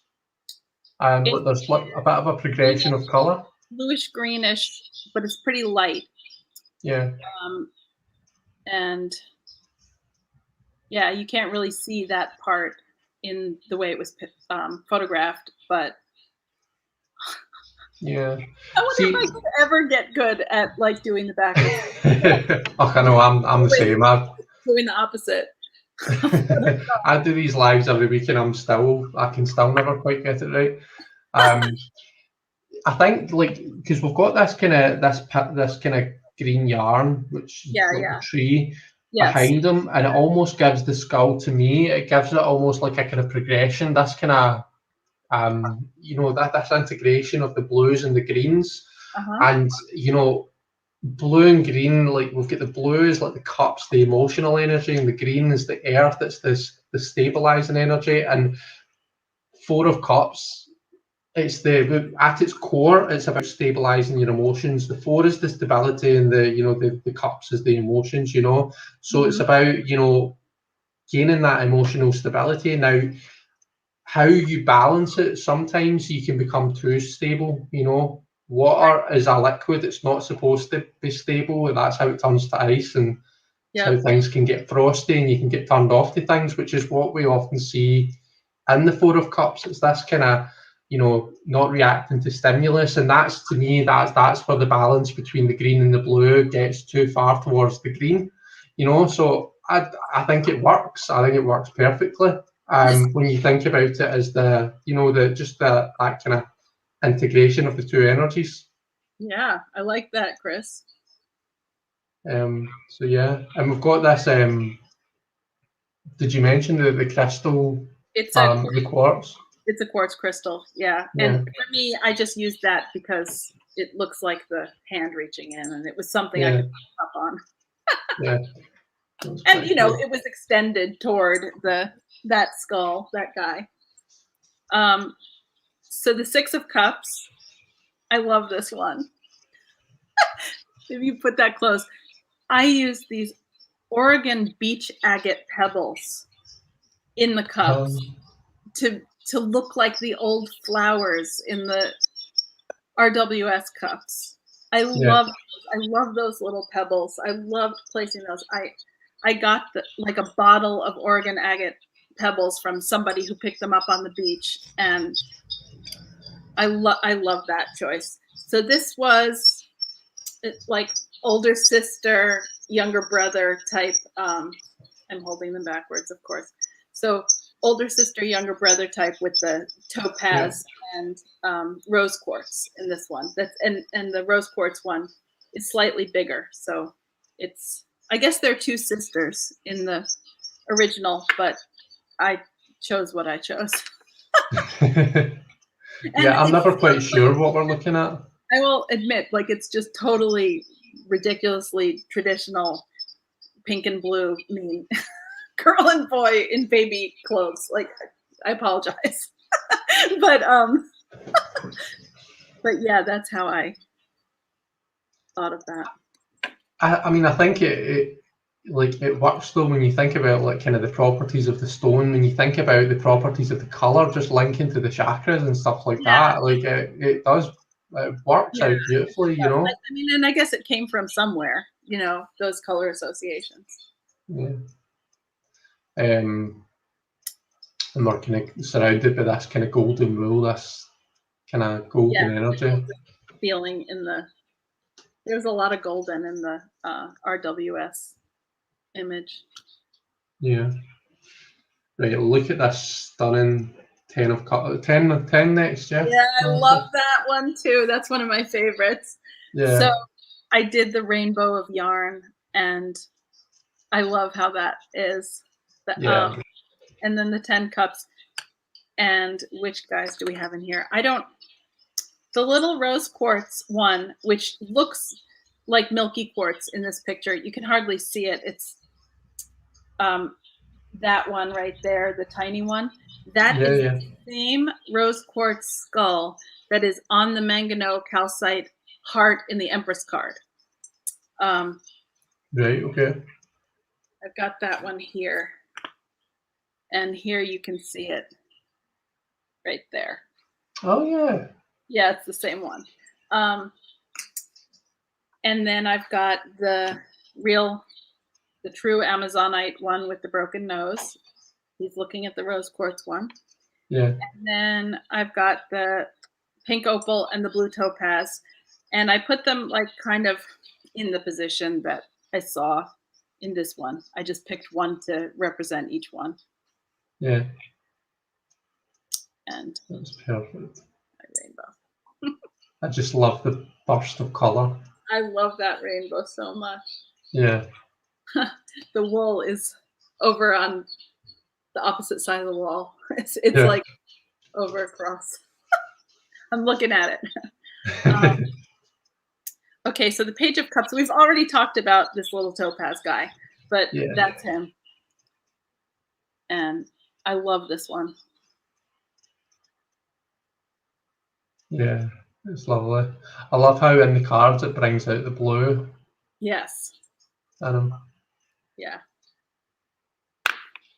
And one of those gem silica cups. I used like ticky tacky, the sticky tack that you put things on the wall with to hold those together.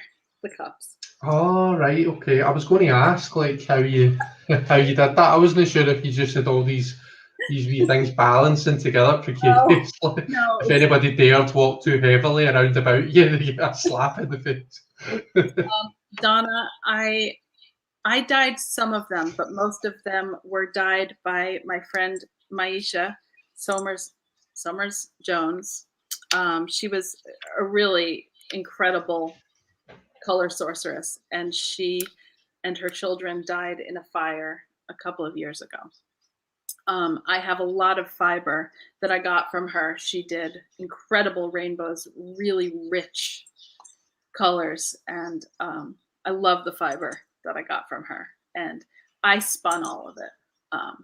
All the yarns I spun from some of the fiber, like I even washed straight off the sheep haircut. But I definitely spun all of it. Yeah. And that's the 10 you've got behind you, isn't it? Actually, I've just seen. What? See behind you, there's a picture of a card. That's the 10 of Cups, isn't it?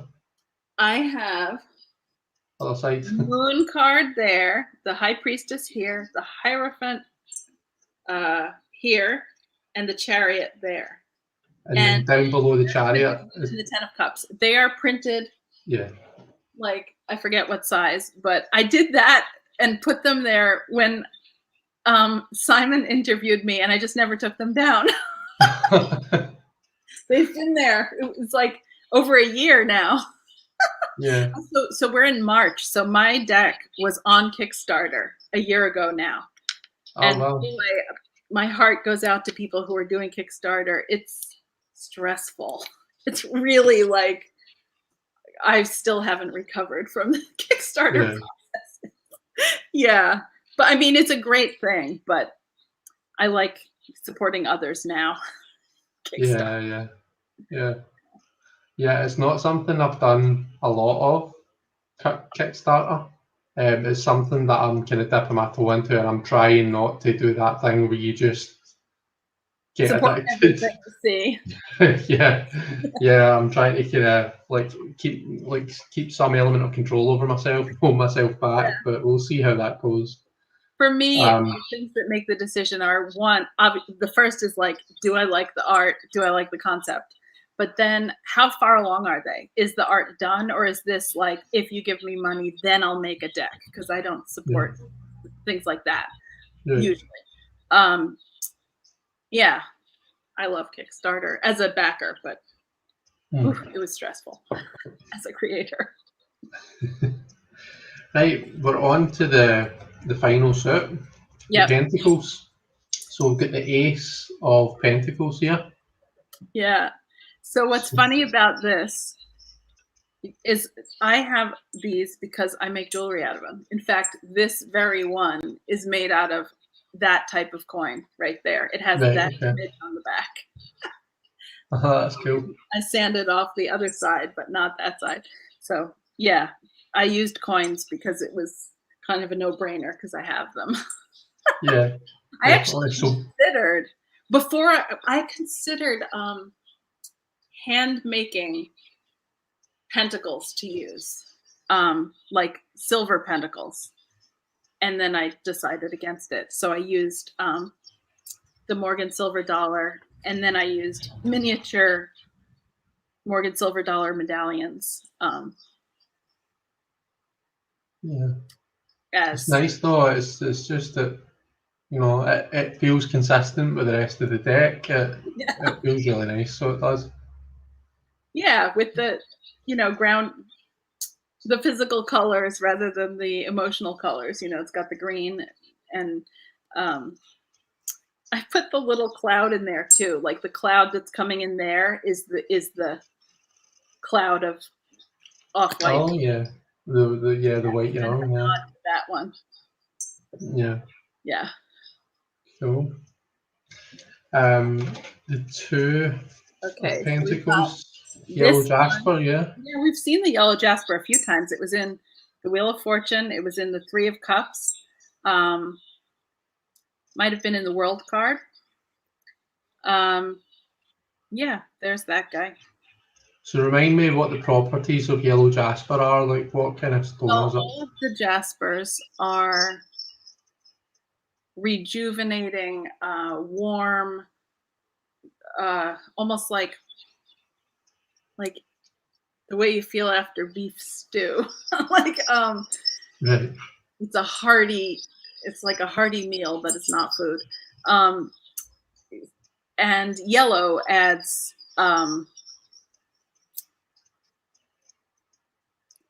like the sun qualities, you know, brightness, drive, that kind of thing. I think I picked that because of the colors. Yeah, the colours that he's wearing. It's the yellow makes me think of like the solar plexus chakra, isn't it? It's yellow. Yes. And that's all about like your kind of your identity, you know, your sense of self, your pride in yourself. Quite often with the Two of Pentacles, you're taking on way more than you can handle. You know, you're trying to you juggle all these balls, keep all these balls in the air, and you know, ultimately the advice in the Two of Pentacles, it comes down to like you need to make a decision. You can't keep going the way that you're going. You need to essentially put something in the back burner. Something needs to get put aside so that you can concentrate on the stuff that matters. But I think in order to do that, you need to have that strong sense of like self-identity. Do you know what I mean? You need to kind of know yourself before you can like know what's important to you almost. Do you know what I'm getting at? Yes, and I also see the Two of Pentacles as kind of the equilibrium, and I got that word from the Brady Tarot too, of the balancing act of life and keeping all the plates spinning. And and you certainly need a core to do that, to be able to do it. Something that I just found interesting that I'll show is that the lemniscate in reality is almost exactly the same size as the picture when it's printed. You see that? That's pretty cool. It's funny. Also, now I can actually properly see how small it is. Yeah, it's a hair bigger in reality, but only very slightly. That's not the case with all the cards, that they're actual size, but this one's pretty close. So we've got the Next, three look at the pentacles, three. and I found these guys. So I found these. We have the African turquoise, the ocean jasper, and the green aventurine. And I'm holding them really well, don't you think? Anyway, all right, I'm trying to turn toward, I'm turning away. Okay, there we go. So I love this ocean jasper one. It's got really beautiful, it's looking yellower on my screen than it is in reality. It's more of a blue-green, but then there are yellow bits around also. And this is the same type of stone as the one in the Nine of Swords that has missing parts. And then the African turquoise, which is not turquoise at all, is that one. And then, and I picked, and the green aventurine, which is, I think we're going to talk about aventurine more. It's a natural green quartz, and green stones, as we've talked about, are, you know, fertile. They're about growth and new opportunity and potential for making money, potential for all kinds of growth in the world. Yeah. And that's kind of what the, you know, the Three of Pentacles being collaborative work. These three guys or people are working together. Yeah, definitely. I love the, again, I know I seem to keep harping on about the yarn, and I don't really mean for it to go that way, but see the way the yarn is in this? Yeah. With a, you know, the pillar of green and then the wee bit of red. It's like another thing about this card that I love is, like, we have this kind of almost, they're all in equal standing. There's this equality. And for me, the Three of Coins is about, like, it's collaboration, it's working together to achieve a common goal. And one thing that always kind of confused me about the Three of Pence and the art of the Smith Waite, we seem to see one guy doing all the work, and then there's these two people who are just kind of standing by watching, observing. And it almost, to me, it doesn't quite capture how I read the card, whereas this does, because the three of them, you can see they're all looking towards one common goal. And with the yarn, it's like, you know, in order to achieve the growth that you're looking for, it takes a shitload of hard work, but also a bit of passion. You need to believe in what you're doing, you know? So you've got that kind of spark of red at the top there. Yeah, so I thought that it's like, you know, growing a tree so it flowers, that kind of idea. Right, okay, yeah, amazing. I like yours too. So, right, the next one is another group of cards. So this is the green aventurine, isn't it? Yes. So with these, I tried to do the positions of the RWS cards, but I did them with green because we just talked about what green aventurine represents, and it's a great color for pentacles, and there they are. Yeah, so the Four of Pentacles. I love how the Four of Pentacles is how I placed those coins. It took like all these attempts. They kept falling off. Like the top one would fall off, the bottom one would fall down. And the Eight of Pentacles is so funny to me because, you know, my husband and I make coin jewelry, and this is really like, the guy is making the coin jewelry. This is your life. Coins, but like and my husband does most of the like doming like that, and so it's so funny. I saw that and I was like, yes, that is. I mean, when I really started getting into tarot, I saw that and I was like, making the coin jewelry. Yeah. And then the Page of Pentacles. Yeah. You know, pretty straightforward. Yeah, the opportunity, the kind of perfect. And the green, I think you said it, or maybe it was Rachel that said it in the description of the Fool, but it's such a kind of fresh and color, like the color of it. Do you know what I mean? Just the green color is just such a kind of fresh, and it does have that kind of novelty and nuanced feel to it. So it's really kind of, it feels really nice in cards like aces and pages, and like the fool. Yep. The next one that I've got here is the Five of Pentacles. Yes. So I put the coins in the position that the pentacles are in the window, and it's sort of like the light shining through is what the light shining through the murkiness is what the yellow wool represents. Yeah. And I guess I used people skulls who looked a little, it's funny that I thought of them that way. They looked a little murky, I guess. And okay, I can't do backwards. Okay. So there they are. This is gray quartz, which is rare. It's rare that it's gray. And it's looking a little warmer on my computer monitor than it is. It's like a true gray as opposed to brown. It's not brown. And then this is one of this. I showed this earlier when we were talking about moss agate, because this one is like pretty populated. And so I chose them for their murkiness because the Five of Pentacles has a murky feeling, like, suffering through scarcity or whatever. And that's why I chose those. Yeah. I really like the yellow and the grey, because I feel as though the Five of Pentacles is, I know it's a difficult card, and we see that reflected in the grey and the kind of darker skulls, and we do get that dark energy, but I feel as though it also has this opportunity about it, it's the message isn't, you're up shit creek without a paddle and you've got no way of escaping. It's like that. And the different cards, like in the light seers, you see the key in the corner. Do you know what I mean? So there's that, like you kind of need to look up, but there is an opportunity there. It's just about seeing it. So it's nice. It's nice that we have that there. I quite like that. I like to see a bit of that in the Five of Pentacles. So the Six of Pentacles, I thought of this as like a tree with enough for everyone, and that's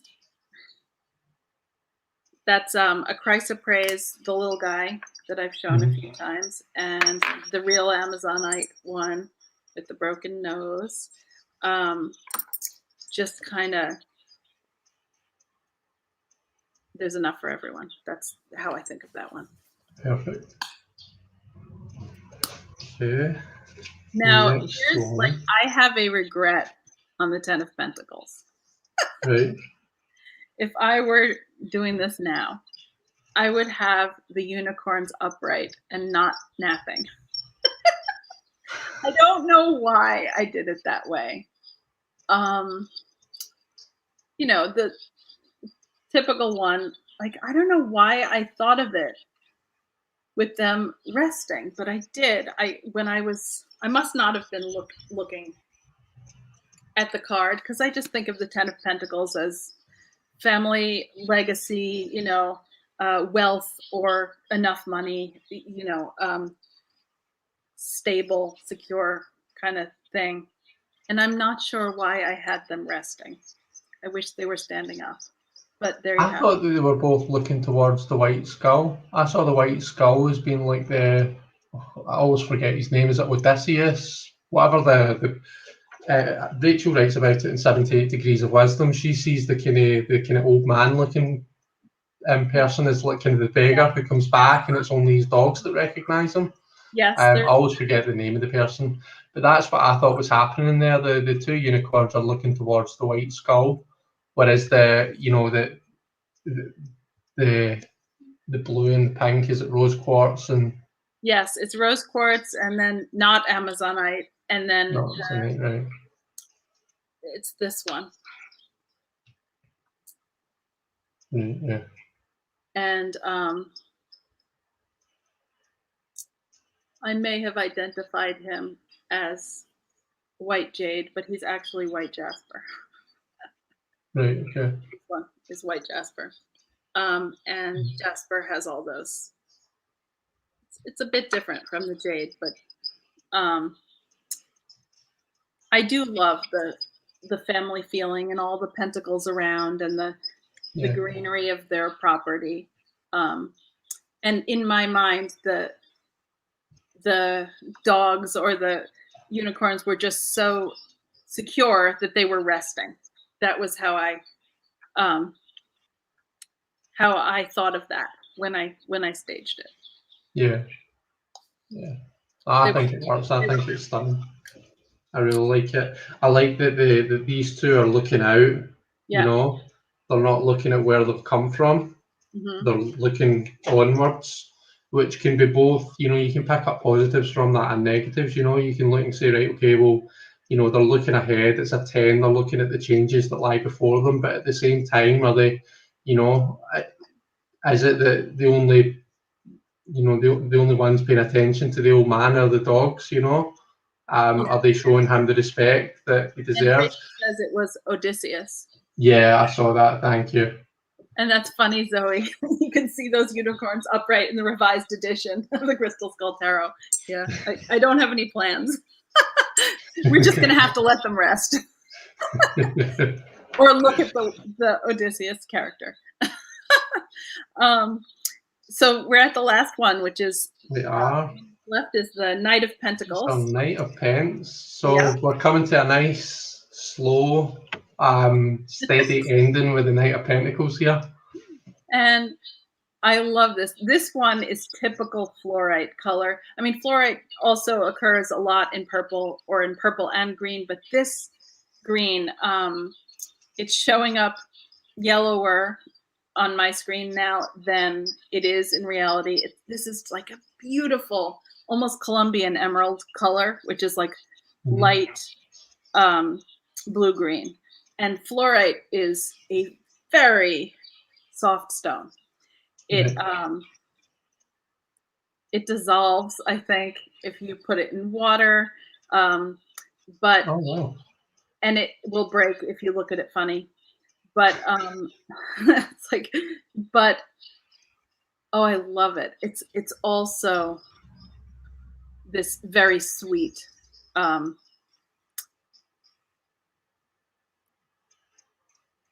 reason I used it for the Knight of Pentacles, I think of the Knight of Pentacles as the one who's willing to put in the work and doesn't resent it. Like, I think of my husband as the Knight of Pentacles, actually. I mean, this year is different because all the shows are canceled. But usually, you know, he's traveling to shows and working hard and not resenting it. And I liked that. I find the Knight of Pentacles to be the most endearing of the knights. And fluorite, I felt, was a good fit for that. And also it's green, and pentacles I think of as, you know, sort of a green suit. And there was some red because he is a knight. And yeah, there you have it. That's the deck. Oh, and the back. So that's 4 clear quartz skulls from the top, and then 4 not Amazonite beads. And it's mostly reversible. It's not exact, but it's close enough. So yeah, I don't really read reversals anyway. I only read them if they happen to. I don't read reversals either. I just kind of take the other cards into context, you know, the context of which aspect they're talking. I don't know who they are, but whatever. Talking about. I think with the Knight of Pence, he's the kind of standout of the 4 knights. He's kind of he's, for me, the odd one out, because the knights have all this. I associate knight to fire energy, so I do. Just that kind of that sporadic energy, that, you know, movement, like you say. What's the word I'm trying to think of? Spontaneity, you know. Whereas the Pentacles aspect of the Knight of Pentacles almost like kind of cancels a bit of that off. It's like he's still a knight, but, you know, he's the most slow moving. He's the most kind of easy-ozy, focused. of the 4 nights. Yeah. So yeah, so that brings us to the end of the deck. I can't thank you enough for coming on, Jessie. Thank you, Chris. It was really, really interesting. I loved how you've seen things in these cards that I hadn't seen. Really, it was really interesting, and I'm glad people joined us. And I know it's been amazing, and there's, I think Zoe, that you've been here since near enough the start. Yeah, 3 hours. I know, 3 hours we've been going for. Can you believe it? Honestly, Jessie, I can't thank you enough for letting me steal 3 hours of your time to come on. And my pleasure, Chris. Donna, I find fluorite good for that too. I like it that way, and that works also for the 4 of Cups, hanging out under a nice shady tree. Thank you, Jackie. Yeah.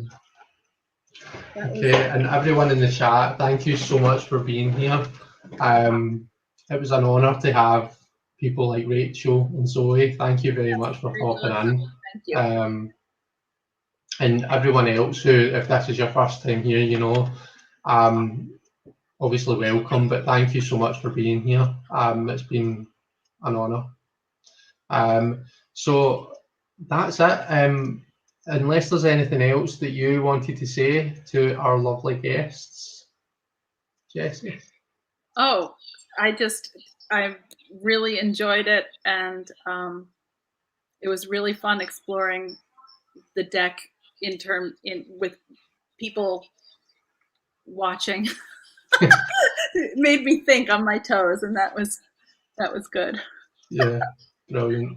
Oh, so Crystal Skull Tarot has its own Etsy shop, crystalskulltarot.etsy.com, and I have about half of the decks left, so that's like a bit over 200 left, and I don't have any plans to reprint unless some miracle happens. I don't know. It wouldn't be Kickstarter. Well, you've sold at least one today. I think Gerald went on and ordered it. So anyone who's seen this and is, who wants to buy it, in the description of the video, I've put the link to the Jessie's Etsy shop, the Crystal Skull one that has the deck. Yep. So please do check it out. And yeah, that I'll love you and leave you there. Thank you so much, everyone, for being here. Thank you so much to Jessie. If you just hang fire, Jessie, and I'll, we'll wrap up just after we end the broadcast. Right. But thank you, guys, and see you all later. Thanks, everyone.